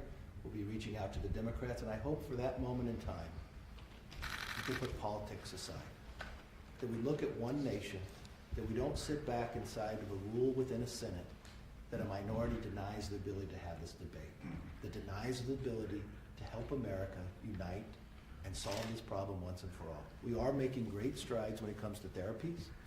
What this warp speed, history will write about this. When we get to the moment in time that we have this vaccine, they'll write about how fast it would, and no other country could do what we did because of the ingenuity of this nation. And that's the focus of what we're trying to do. The safety of this country, for our students, for our teachers, and for our businesses, that we're back to work again, stronger and safer and more united. It came from China. It should have never been allowed to get out. They could have stopped it. They could have stopped it easily. They chose not to. And we'll have further reports on that. But it came from China. They could have stopped it. They didn't. They stopped it from going into China, but they didn't stop it from going to the rest of the world. It didn't stop it from going to Europe, to us. They should have stopped it. They could have stopped it. They weren't transparent at all. They were the opposite. It's not good. I spoke with the president of France this morning, and I spoke with the president of Egypt, and we had a very, very good conversation, both of us, and all of us together. I've had many conversations with leaders all over the world over the weekend and over the last couple of weeks in particular. And this is a pandemic that is flaring up all over the place. Countries thought they were in good shape, and then all of a sudden they have a big flare-up. I see that over the weekend, I guess on Friday, there was a record worldwide number of deaths, worldwide. Because when you watch the news, the local news, and you see it, and it's like all about the United States. They never like to talk about what's going on in the world, but you look at Mexico, Brazil, many countries in Europe, all over. Russia. Russia's got a tremendous problem. It's what's going on is terrible. It's terrible. But this is a worldwide problem. And we're helping the world with ventilators. We're helping a lot of countries. They don't have ventilators, and we're sending thousands of ventilators to different countries. But I do want people to understand this is a worldwide problem caused by China, but it's a worldwide problem. Countries are going through hell. And it's going to, we're going to give you a lot of briefings in the next week and over the next few weeks as to, I think it's very important to do it, the vaccines and the therapeutics. I think I'm going to bring some of the great companies that are working and very successfully in the past have worked on these things, and they're going to tell you very specifically what they're doing and how they're doing. But we think we're doing very well in that regard. Those two items. I think, frankly, therapeutic, I like almost better at this point. You go in and you make people better. Now, we have had some very good luck with remdesivir. That's been successful, and others have been successful. The plasma has been successful. But we're really coming up with some very good answers, meaning they are. All over the world, they're working, and we're working very closely all over the world on the vaccines and the therapeutics. So we're going to have some of the heads of these great companies coming in. Johnson & Johnson is doing very well in particular. They seem to be doing very well, but numerous are doing very well. It's something that I really feel certain, I guess you can never use totally certain, but pretty damn certain that they're going to have the vaccine, they're going to have therapeutics, and it's going to start taking place very shortly. And that will be a great thing for the world. That will be a great thing. But this is happening all over the world, not just the United States. And it's a tough one, very tough. It's very sad when you see the death. It's all death that could have been stopped by China. If they wanted to stop it, they could have stopped it. Okay, thank you very much. All right, guys. Thanks, guys. Thank you. Guys, let's go. Come on, guys. Guys, let's go. John, let's go. Come on, guys. Guys, let's go. Thank you. How important is a payroll tax cut? I think it's very important. I think it's a very important thing. It's very good. It's been proven to be successful. It's a big saving for the people. It's a tremendous saving, and I think it's an incentive for companies to hire their workers back and to keep their workers. So payroll tax cut to me is very important. We're working on it. And I don't think there's too much dispute as to the level of importance, John. It's a very important thing. Okay? That's one of many elements we're discussing. We're discussing probably a total of 10 different elements, but payroll tax cut's a very important one. Are they signing? Oh, absolutely. No, I think hopefully we'll get there, but we're talking about a lot of things, not just the payroll tax cut. So they're bringing back the coronavirus briefings, do I understand you correctly? Well, we had very successful briefings. I was doing them, and we had a lot of people watching, record numbers watching. In the history of cable television, there's never been anything like it. And we were doing very well. And I thought it would be sort of automatic, and a lot of positive things were happening. And frankly, a lot of the country is doing well. A lot of people don't say, as you understand. But we have had this big flare-up in Florida, Texas, a couple of other places. So I think what we're going to do is I'll get involved and we'll start doing briefings, whether it's this afternoon or tomorrow, probably tomorrow, and I'll do briefings. And part of the briefing, I think, much more so than last time, because last time we were nowhere with vaccines or therapeutics. And let's say that ended 6 weeks ago, we'll start them again. And I think it's a great way to get information out to the public as to where we are with the vaccines, with the therapeutics, and generally speaking, where we are. And so I think we'll start that probably starting tomorrow. I'll do it at 5 o'clock like we were doing. We had a good slot. And a lot of people were watching, and that's a good thing. I think that Kaylee will continue hers at 11 o'clock, just like they were. And I'll be discussing the, as I call it, the China virus, the China plague. I'll be discussing it. And I'll also be discussing perhaps some other things. But, you know, we're doing very well in so many different ways. But unfortunately, this is something that's very tough, but we're going to get it solved. And I think we're going to get it solved in numerous ways, but the two best would be vaccines and therapeutics. So we'll be happy with Mr. it. President, on Portland and other cities that are experiencing violence, there was a report out this morning that you're considering sending 175 federal troops to these cities to help local law enforcement. Can you fill us in on Well, it that? depends on what your definition of troops is. We're sending law enforcement. Portland was totally out of control. The Democrats, or liberal Democrats running the place, had no idea what they were doing. They were ripping down for 51 days, ripping down that city, destroying the city, looting it. The level of corruption and what was going on there is incredible. And then the governor comes, oh, we don't need any help. How about Chicago? I read the numbers were many people killed over the weekend. We're looking at Chicago too. We're looking at New York. Look at what's going on. All run by Democrats, all run by very liberal Democrats, all run really by radical left. But we can't let this happen to the cities. New York was up 348%, the crime rate. So the governor has to do something about it. And if the governor's not going to do something about it, we'll do something about it. But what's happening in New York, a place I love New York, and look at what's going on over there. The woman who was shot because she said, could you please not light off firecrackers, and they turned her and shot her 8 times and she died? That's not our civilization. That's not about us. And then the police are afraid to do anything. I know New York very well. I know the police very well. New York's finest. And the fact is, they're restricted from doing anything. They can't do anything. So what are you planning on doing? Well, I'm going to do something that I can tell you, because we're not going to let New York and Chicago and Philadelphia, Detroit and Baltimore and all of these, Oakland is a mess. We're not going to let this happen in our country. All run by liberal Democrats. So more federal law enforcement to some of these We're going to have more federal law enforcement, that I can tell you. In Portland, they've done a fantastic job. They've been there 3 days, and they really have done a fantastic job in a very short period of time. No problem.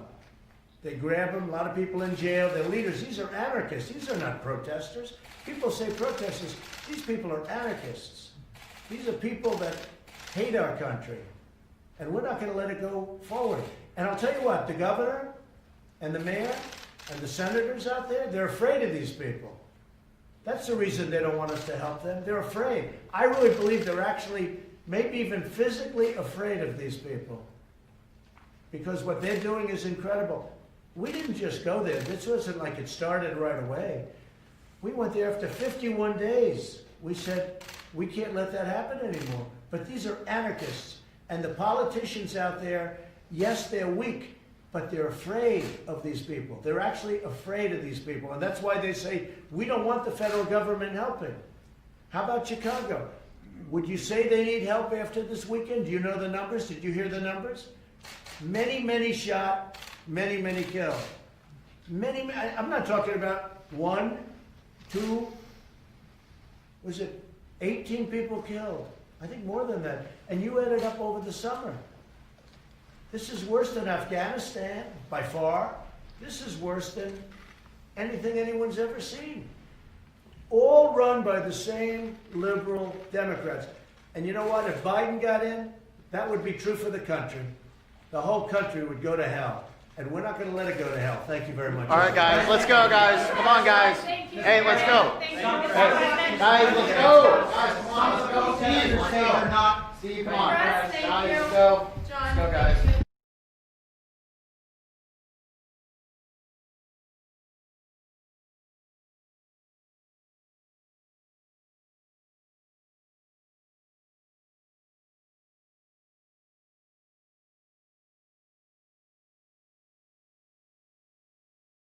Many people are searching for answers to health challenges. There are natural solutions for a healthy and empowered lifestyle that can be delivered right to your door.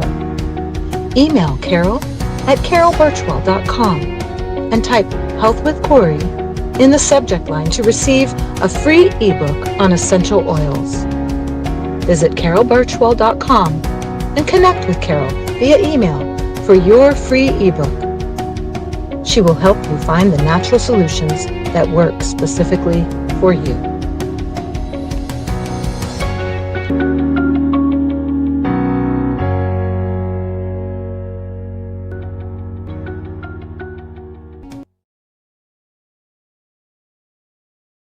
Many people are searching for answers to health challenges. There are natural solutions for a healthy and empowered lifestyle that can be delivered right to your door. Email Carol at carolbirchwell.com and type Health with Corey in the subject line to receive a free ebook on essential oils. Visit carolbirchwell.com and connect with Carol via email for your free ebook. She will help you find the natural solutions that work specifically for you.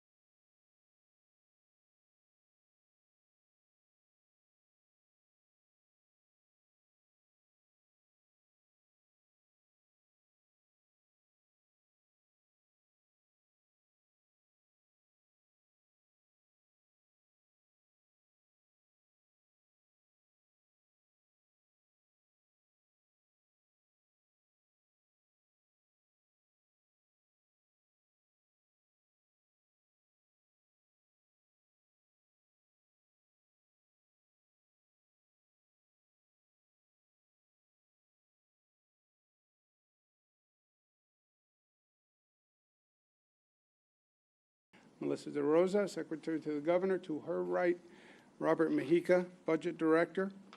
I want to thank the team for putting today together. We're going to be visiting Savannah, Georgia, which I'll discuss in a moment. I also want to thank JFK Airport and their staff for accommodating us this morning, and the Port Authority, who's done an excellent job. And I want to thank JetBlue, who's making it possible for us to get to Georgia. We have Billy Kaplanidis with us today, and I want to thank him very much for JetBlue's hospitality. They have been a great friend to New York and a great corporate citizen. So we thank them very much, and they stepped up in a big way here today. Let me tell you where we are. Day 142, but it feels like just yesterday. It's a day for good news. Our hospitalizations are at the lowest level since March 18th, 716. Great. Number of lives lost to COVID, 8. Again, we don't want to lose any life, and they're in our thoughts and prayers, but that is a great number relative to where we've been. The 3-day average is down low. You see the overall curve there, and it's at about 11. Number of tests yesterday were just under 50,000 tests. It was a Sunday, so the sample is always a little different on a Sunday, but 50,000 tests is an extraordinary number. We still test more than any state in the nation per capita, more than any nation on the globe. And what does that mean? It means we're making informed decisions. We know where we are because we're taking 50,000 tests. Just think about that. Every day, 60,000 tests someday. The positive rate is about 1%. That's where we've been, so we're holding steady. We'd like to see it at 0, obviously, but 1% is very good, so that is good news. You look across the regions of the state, we see good news all across the regions. No warning signs or no trouble spots. Same is true in New York City. We have a little tick up in the Bronx that we'll watch, but Sundays we often tend to get slight deviations. But the progress is all very good. So we did the impossible as New Yorkers. They really stepped up and conquered the COVID virus. Now we just have to stay there. We have to protect the progress that we have made. You see the numbers, you see where we are. Our goal now is to stay there and not let that infection rate tick up. We are not in a static environment. A lot is going on. So we have to remain vigilant. We have two main threats. The first threat is the number of congregations that we're seeing across the state, but especially in downstate, primarily of young people. I have talked about this before. We saw it again over the weekend, and it is a problem. It is a problem. We know enough about this virus to know that there are inevitable consequences to our actions. If you have congregations of people, they are going to spread the virus. Now, many of these congregations tend to be young people. And young people, as a general rule, believe they're superheroes. I understand. I was a young person once, just last week. Okay, maybe not last week. Well, we can't get sick. First of all, that's not a fact. There are facts, and then there are wrong pieces of information. You can get sick in your 20s. You can get sick. You can die in your 20s. People have. Even if you live by the theory of you're a superhero, you will take the virus and you will give it to someone else.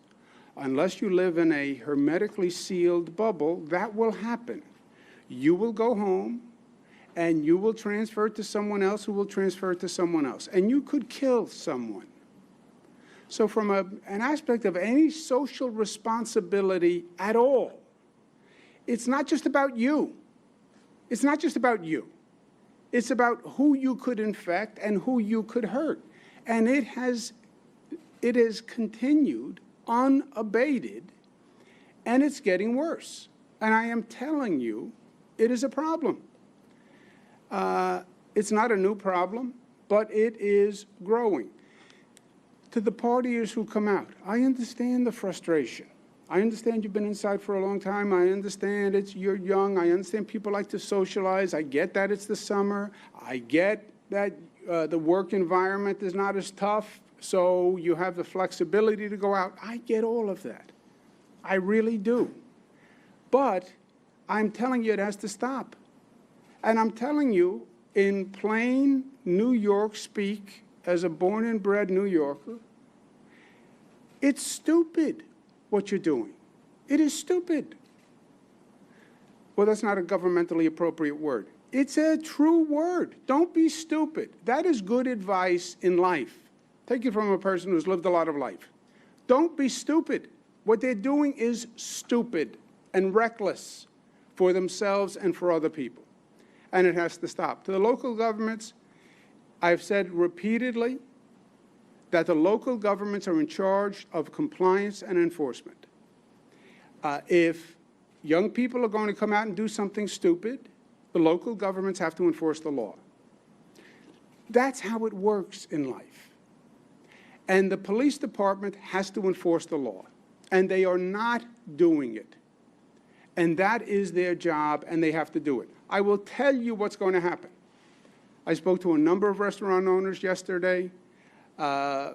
We've had numerous conversations. The bad restaurant and bar owners are going to make it worse for the good ones. Most restaurants and bars are complying. They're going through a very tough economic situation, but they're living by the rules. The bad ones, who are exploiting the situation and breaking the law, by the way, this is not just morality, they're breaking the law, are going to make it bad for everyone. The local governments are not doing their job. We cannot allow those congregations to continue. If it happens, I'll tell you what's going to happen. We're going to have to roll back the opening plan. And we're going to have to close bars and restaurants. That is what we are going to have to do. So to the local governments, I say, look, you don't want to enforce the law because you think it's politically unpopular, and you don't want to do something that's politically unpopular. I'll tell you what's more politically unpopular. When you're going to have to explain to the people why we had to close all bars and restaurants. That's going to be more politically difficult than telling the NYPD to do their job. This is not a point of sending out the police department to inform young people to wear a mask. They've heard that message. The police department is not there to inform them of mask compliance. Police departments have to enforce the law. They have to enforce the law. That is the only line between anarchy and civilization. They have to enforce the law, and they're not. The bad operators in terms of restaurants and bars, they're going to make it bad for everyone because, and for themselves. We will have to roll back the bar and restaurant opening. If the congregations continue, if the local governments don't stop it, that is what is going to happen. 1 + 1 still equals 2, right? And there's a logical consequence of actions, and that's where we are. That's the first threat.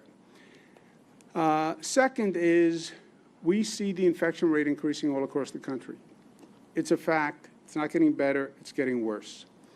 The theory that, well, New York is going to be immune from what's happening everywhere in the country, that does not work. We were not immune from what was happening in China and what was happening in Europe when the virus went from China to Europe. And then it came here from Italy and from France and from Spain, and the federal government never knew, and that's how New York got the virus. An outbreak anywhere is an outbreak everywhere. That's the saying that I'm going to put on plaques and give to people. If the virus is going up in the other states, we have a real challenge and a real threat because those people come to New York. We put in place an unprecedented quarantine program. We're enforcing it. But it's virtually impossible to enforce with total certainty. People take trains, people drive. States don't have border control agencies. We don't do border control. When you drive in from another state, you don't show your passport to anyone, right? There is no New York passport. We don't do border control. So that is a very real threat, and I don't see it turning around in the rest of the country anytime soon. That is a predicament that we'll do everything we can to help the other states, and we are, but that is beyond our control. That's not like the congregations and the partying.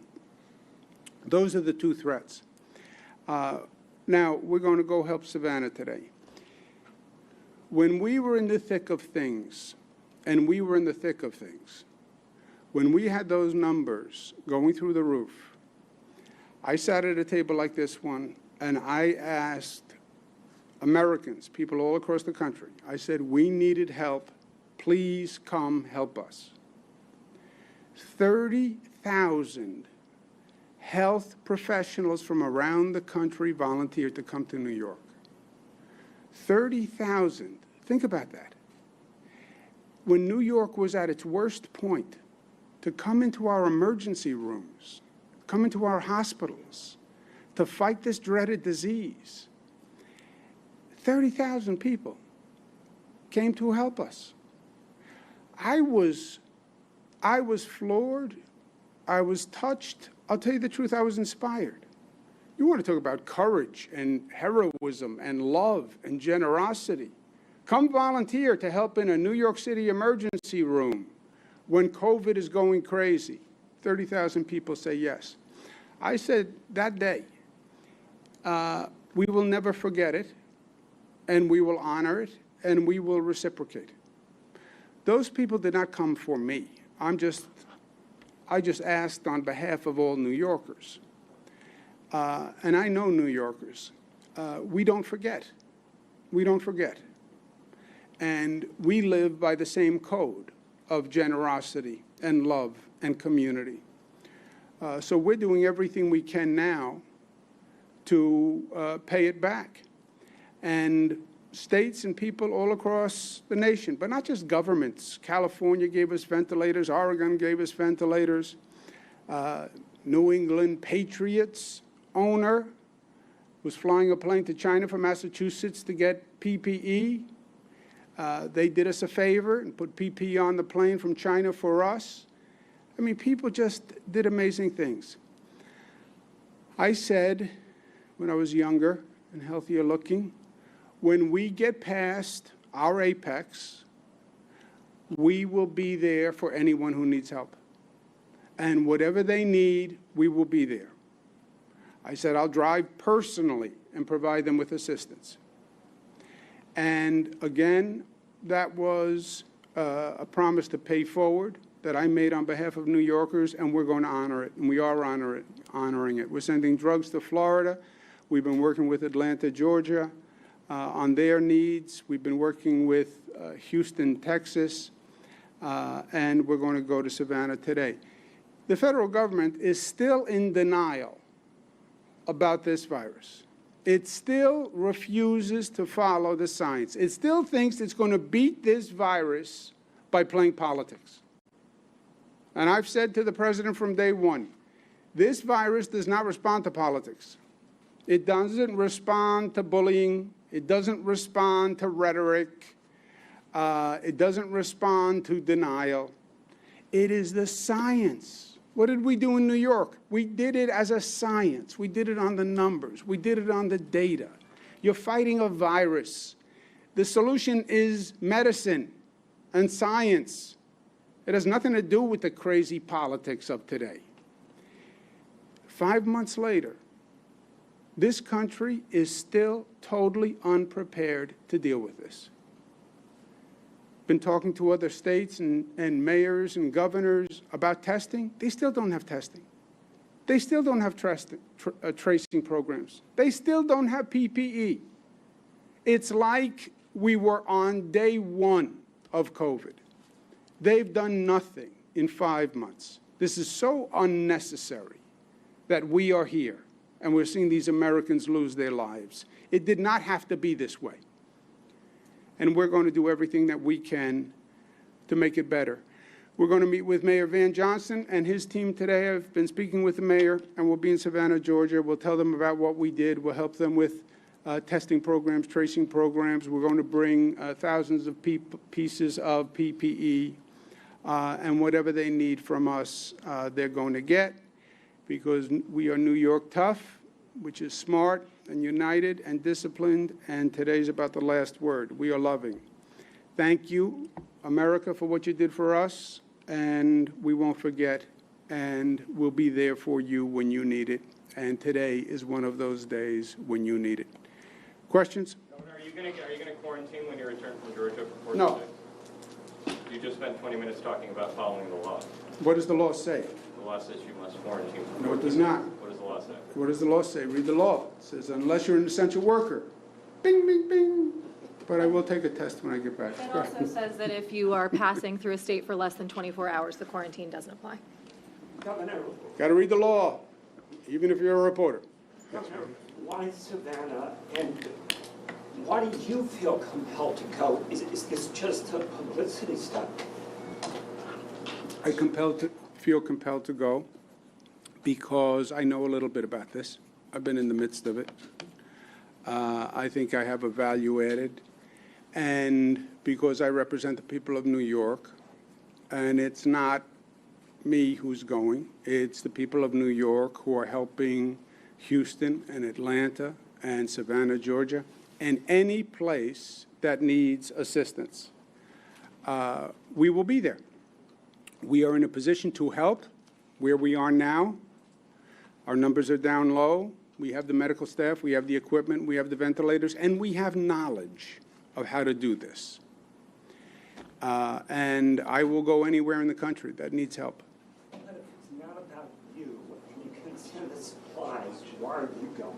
No, it's not just supplies. It's supplies and talking to their team about what they need to do now. How do you set up a testing organization? How do you set up a tracing organization? How do you handle hospital capacity? If your hospital system is going to get overwhelmed, which many of them are right now, how do you handle that? I know a little bit about that. I've been doing it for, I probably have more experience in addressing it than anyone in the country, right, on the ground. So however we can help, I will be there. Governor? And by the way, it's not just during COVID. When the people of Puerto Rico needed help with Hurricane Maria, New Yorkers were there, and I go representing all New Yorkers. Governor, what do you say to the doubters or the people that say, oh, New York has reached herd immunity and we don't have to do anything more? Yeah, they're wrong because, again, the way there is a law, and you have to read the law, herd immunity is a question of fact. What % of the population has been infected, and is that % so high that it's herd immunity? We're nowhere near herd immunity in New York. Nowhere near.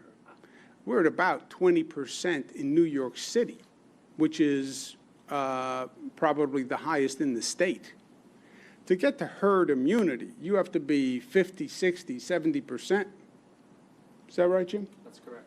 And there's a question of whether the immunity really exists anyway, right? The scientific community has not said definitively that that actually exists, so we're taking every precaution to keep the infection rate low. By the way, there were countries that started this COVID situation on the theory of let it go, develop herd immunity. The countries that started with that theory did a 180 degrees.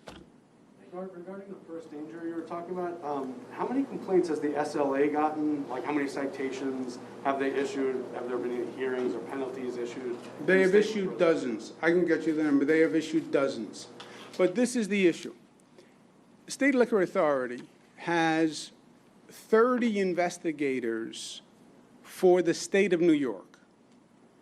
The way the State Liquor Authority works is the local entities find an issue because they're doing the local enforcement. So the local NYPD finds a violation, they call the SLA. Local public health department finds a violation, they call the state liquor authority. That's how it works. So the state liquor authority does not have enough investigators to do the entire state of New York. You're not going to cover the state of New York with 30 investigators. That was never the intention. It's the local government is doing the enforcement. The ultimate sanction is you call the state liquor authority to possibly revoke the license of the bar or the restaurant, which is the ultimate sanction, right? The local government can give them a health citation. The local government can give them a sanitary citation. But if the local government really wants to get aggressive, then they call the state liquor authority and say, I'm forwarding you this complaint. I think you should close them down.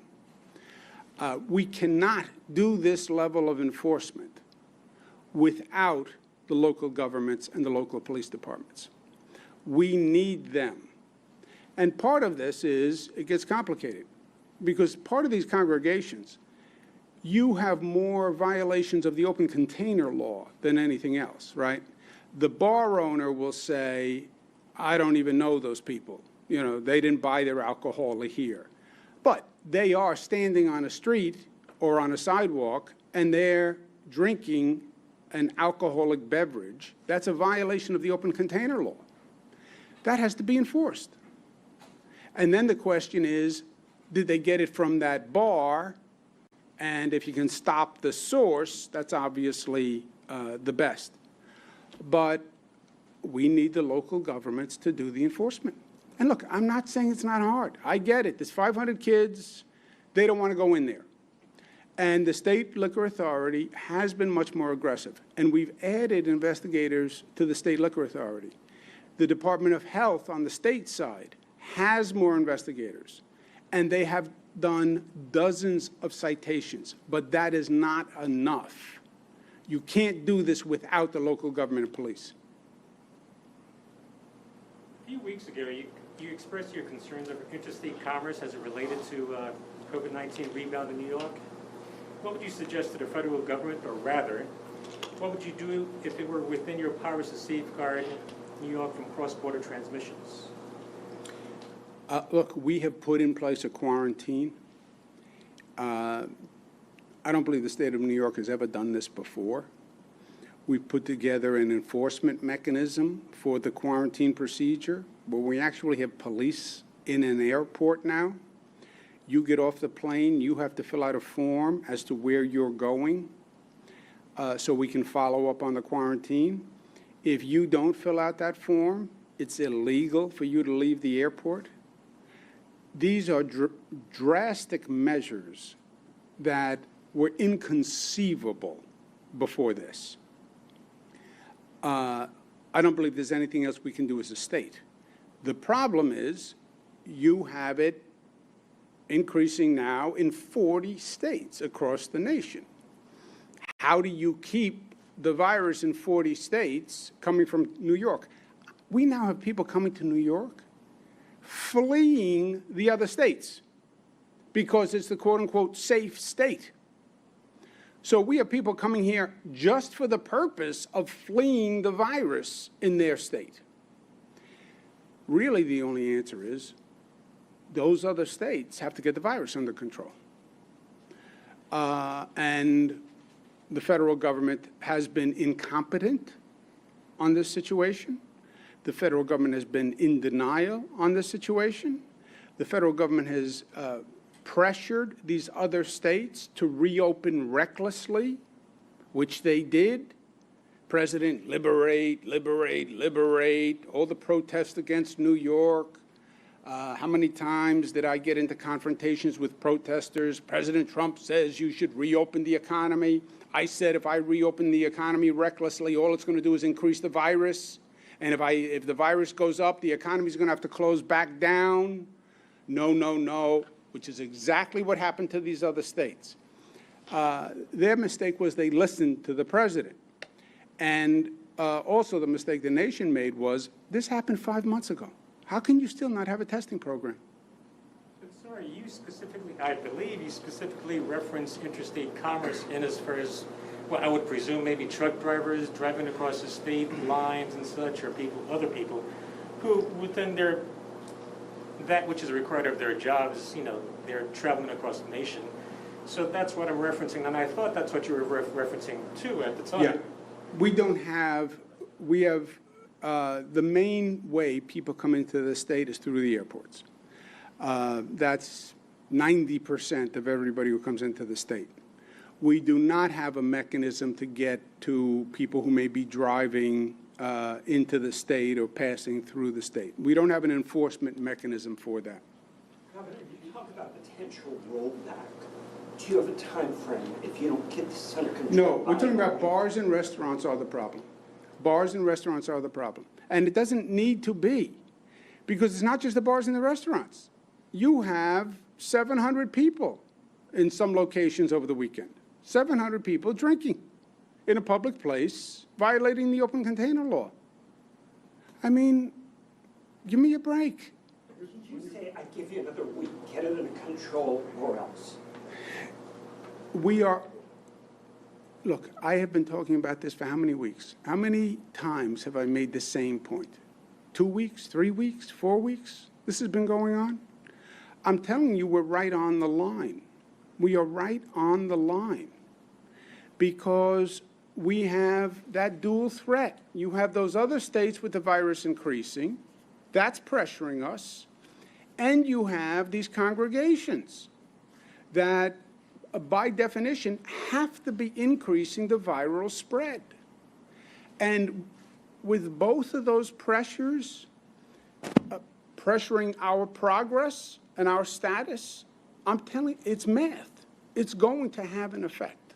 Do you believe Mayor de Blasio is effectively to blame for not being strict enough in regard to this weekend with the bars and the problem we're talking about here? It is a problem in New York City.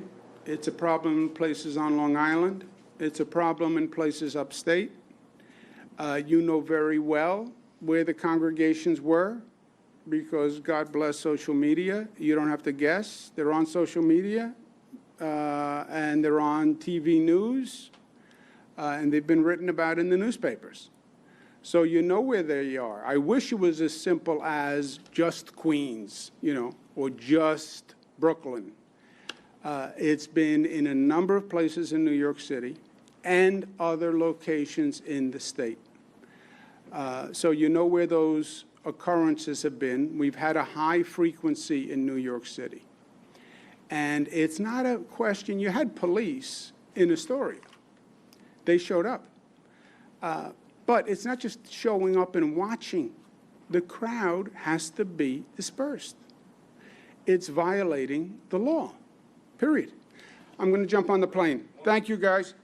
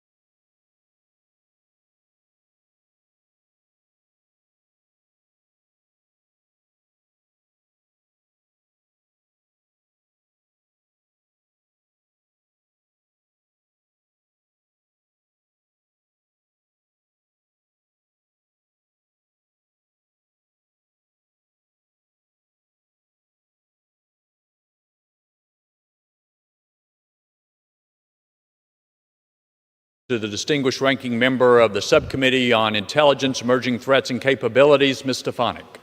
Gentleman from New York is recognized.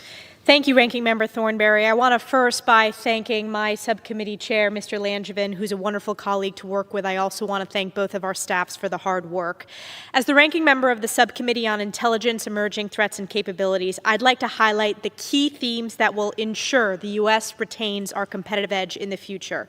First, this bill places special emphasis on basic research and the important contributions that our science and technology ecosystem, including our universities, the DoD labs, and DARPA, provide to our collective national defense, including our pandemic preparedness and response. This bill also restores a critical social science research program that has provided foundational insights into violent extremism, great power competition, and foreign information operations campaigns. In sum, this bill provides an additional $600 million for science and technology investments in critical emerging fields, including AI, autonomous systems, and biotechnology. 2 years ago, I introduced legislation in the NDAA that created the National Security Commission on AI with the purpose of accelerating and advancing the development of AI across the federal government. I applaud the Commission for their work on this important issue, and I am honored that this bill includes 18 of those recommendations. The adoption of these recommendations demonstrates how important AI is and how urgently it must be integrated into not only our weapons systems, but our healthcare, our predictive maintenance efforts, our humanitarian assistance missions, and our cybersecurity. Our ability to apply AI and other emerging technologies faster than our adversaries will allow us to maintain our competitive edge over Russia and China and prepare our citizens for an AI-enabled future. Secondly, this bill extends and expands the opportunities for our special operations forces to partner with foreign forces, build critical relationships, and more effectively counter the malign influences of Russia and China. Furthermore, this bill also increases our investment in the programs that provide care and support for the families of our special operators that have been so critical to our counterterrorism operations over the last 19 years. And most importantly, as the proud representative of the soldiers and families of Fort Drum and 10th Mountain Division, this bill will invest in the technology and training necessary to ensure the safety and security of the men and women sent into harm's way. This bill supports our force protection and military intelligence capabilities to ensure our service members have the tools they need to mitigate hostile actions while they continue their important missions abroad. As the representative of the most deployed division in the United States Army currently serving in Afghanistan, my #1 priority is force protection and the safety of the brave men and women called into action to protect our national interests. That said, I am very concerned with any amendments that would slash the defense budget, impact our force protection, or degrade our investment in new technologies. A $73 billion cut to the defense budget would cause irreparable harm to our military and our readiness and would decimate the very programs that keep our service members safe. I want to close by thanking Ranking Member Thornberry for his leadership and guidance not only this year, but many years of his truly exemplary leadership. And with that, I yield back. The gentleman's time has expired. Gentleman from Texas reserves. Gentleman from Washington. Thank you, Mr. Speaker. I'm now pleased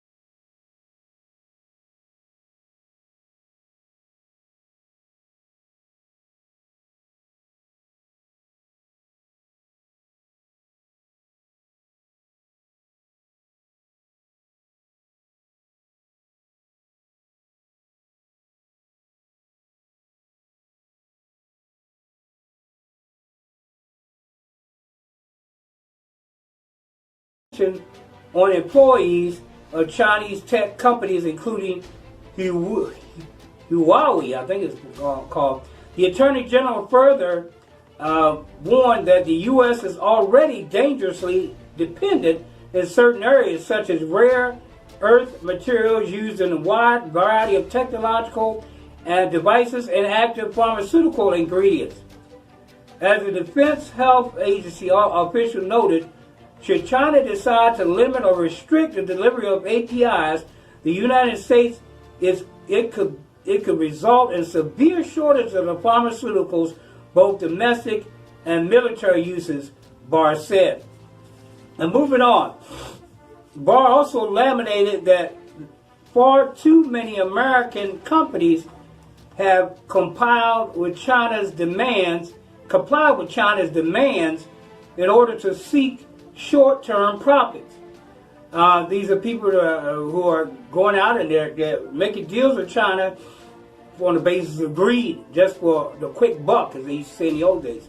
Sadly, examples of American business bowing to Beijing are legion, Barr said, pointing to how Hollywood regularly censors its own movies to appease the Chinese Communist Party, giving examples including films like World War Z and Doctor Strange.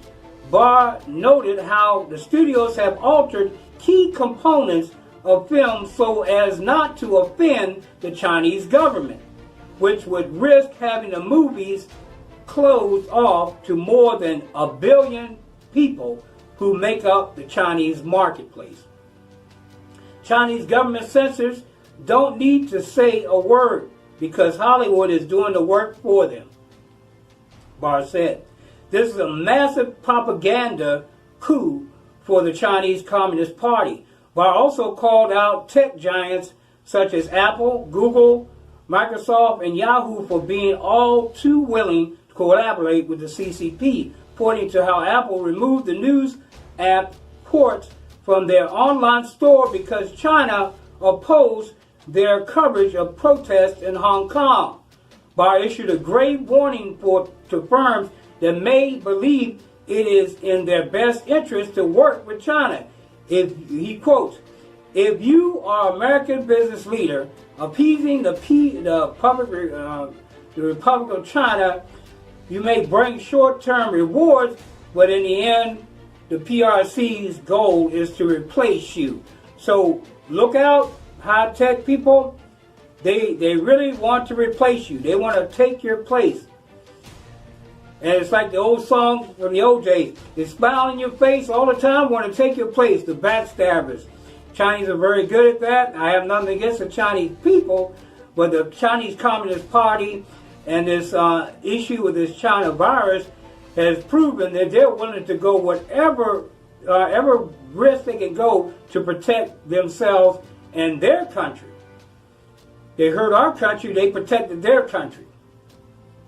When the Wuhan virus came out, or Wuhan China virus came out, they protected the other parts of China by closing Wuhan out to the rest of the country. So, and this is proven, these are facts. So, they're just trying to protect themselves. I just want to talk a little bit right now about these things that are going on in our election processes. We have the Democratic Party, the far left, AOC pretty much is the one leading, talking about defunding the police, and then Julian Castro, who came from my hometown, or not my hometown, but my area of San Antonio, Texas. It's really, to me, an embarrassment that he opened his big mouth and came out against the police department. You realize that we don't have police in this country protecting us from unlawful acts? People will be going around in anarchy. I don't know if anybody ever saw the movie 2001 or something like that, years ago, 2000, something like that, and they have people going out killing people, running people down, just doing it. Hey, you can kill so many of these people, kill so many of that race. And I'm going to tell you, and some of you may know what I'm talking about. This is a black conservative voice with David Colbert. But in that movie, there were no African American people in there. I don't know if anybody realized that. In that movie 2000, I think it was 2000, 2001, they took the cars and they were running people down. There were no African Americans around. I didn't see anybody. So what did they do? Eliminate all of them? I don't know. Maybe it's wishful thinking. But I'm not saying that people are racist or prejudiced or whatever. I'm just saying it just seemed kind of strange back when that movie came out that none of us were in there. But the thing is we need to be very diligent, and I appreciate our president signed his executive order to protect our law enforcement. They need protection because we got a lot of crazy people out here, and we need protection from them, us as law-abiding citizens. And I thank our president also for upholding our Second Amendment rights and our First Amendment rights by allowing us to assemble peacefully together, even at our churches. I really was appreciative of him when he stepped out and he said, let us go back to church. Because I'm telling you people, without God, none of this matters. So we need to put our trust in our God, our Savior. We need to continue to move forward. And this is CTM News, and also known as Christian Time Magazine News. So I am a spiritual person as well. But moving on, we're going to take a short break, and I have an interest. You're watching Black Conservative Voice with David Colbert here on the CTM News Network, the voice of truth.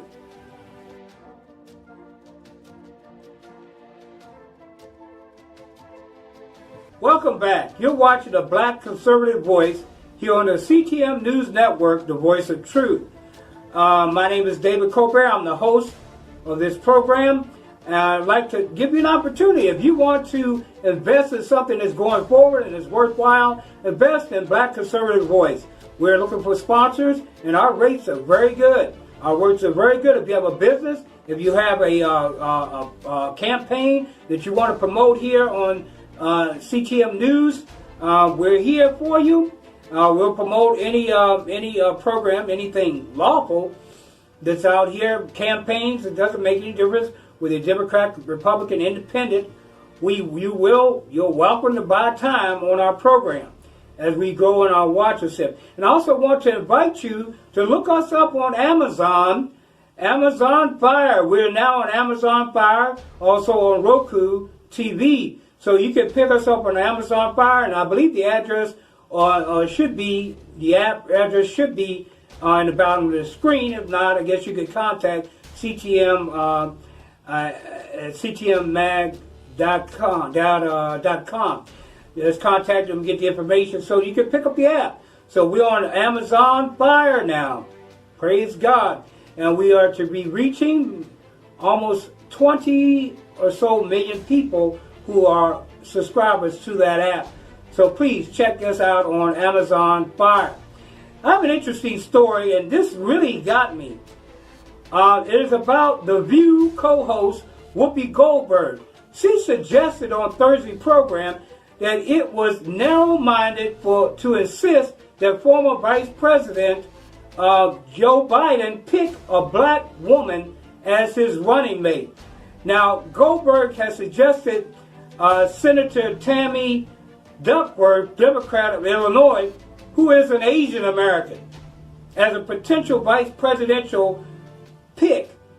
Political commentator Tiffany Cross, however, praised Duckworth and her military service, but said black women have joined the military at a disproportionate rate relative to any other demographic. We are overrepresented in the U.S. Armed Forces. Even those women deserve to have someone who looks like them in the government. Goldberg pushed back, asking Cross whether she was essentially arguing that Duckworth was good but not enough. This is interesting. I find this very interesting. These people that support this Black Lives Matter, like Whoopi Goldberg, is standing up and pushing, not to say I'm racist against anybody, Asian or anybody else, but we're all Americans. But why are you, in this day and time, why are you saying that they shouldn't have a vice president that's black if they are a candidate running, because President Trump is going to win anyway, but why shouldn't she have a black woman as a vice presidential candidate? The View co-host argues black women earn representation as Biden's vice president pick. No, that's not what I'm saying, Cross responded. I'm saying give something back because it seems like when black people vote out of fear, it's okay for every other constituency group to make demands. It's okay for evangelicals to make demands. It's okay for the gun lobby to make demands. It's okay for the single voters issues to make demands. But when it comes to black voting base, it's fear. It's like don't make too many ask. We can ask them to pick black women. Don't ask too much. To quote, she says, and it's not how black are you, it's how black are your policies. Are you willing to adopt a comprehensive agenda that addresses issues relevant to black community? Do you have someone who can go into these communities and connect with them at an intimate level and relate to the struggle that they have? So I don't think there's anything wrong with saying, yes, you have well-qualified women who are just as qualified as Senator Tammy Duckworth, Democrat from Illinois. Why not pick somebody who speaks to the base that upholds you and your candidacy in this country? I don't know why that's a bad thing. Goldberg County said that it might be better if Canada is focused on helping every demographic, not just black women. It's not a bad thing, she said, but what is kind of sounds like take care of us as opposed to listen. We know you're coming in. You got to take care of everybody because we're sitting in a bunch of dookie right now. So I just want to make sure that the right people, whoever they happen to be, whoever they are, I want them to have the same opportunity. I want Tammy to have the same opportunity that everyone else has. That's wonderful, and that's a wonderful thing. But hey, Whoopi, aren't you the one that cursed out Judge Janine when she came on your show on The View? You just used such filthy language. You made it so horrible that Judge Janine decided not to come back on your program. Your behavior is just like these liberal protesters that with Antifa and all these other radical left organizations who every time they open their mouths, all you can hear is curse words and stuff I never heard before, cursing and yelling and screaming, not caring whether children are listening or whatever. They just come out in the streets and cursing and yelling to the top of their voice. Why? I have no ideas. And they're calling themselves Black Lives Matter. Well, if Black Lives Matter, I'm going to go ahead and say what my friend, I can't remember his name is, but exactly his last name, but his name is Joel. And he is with the Black conservative movement. And Joel, he said, and I posted a thing on my Facebook page, Joel has said, he says, and some other people that I've known, well, if you're going to complain about Black Lives Matter, what about the fact that blacks have the highest abortion? Why not talk about that? There's millions of them. We're so focused on COVID-19, we forget the fact that they left abortion clinics open so babies could still be killed while we're complaining about a few people dying here and there, and also trumped up numbers by the medical field and the CDC. We're complaining about all this. Well, why don't we complain about all the, like I said, all the children? Why don't we complain about the African Americans that are killing other African Americans in their own communities? How many police officers are shooting those people? For the majority, I live in California. I live in the state. When I come out my door some morning, it was like 2 or 3 dead bodies down in the streets. And guess what? They were all African Americans. Guess who killed them? African Americans. Or blacks. I'm not saying all African American or black people are that way. But I'm telling you, until we can stop killing the people in our own communities and killing ourselves, we have no right to say anything about anybody else who has occasional thing, like we had a murder by this officer. We have no right to stand up and complain, well, we're out here killing one another.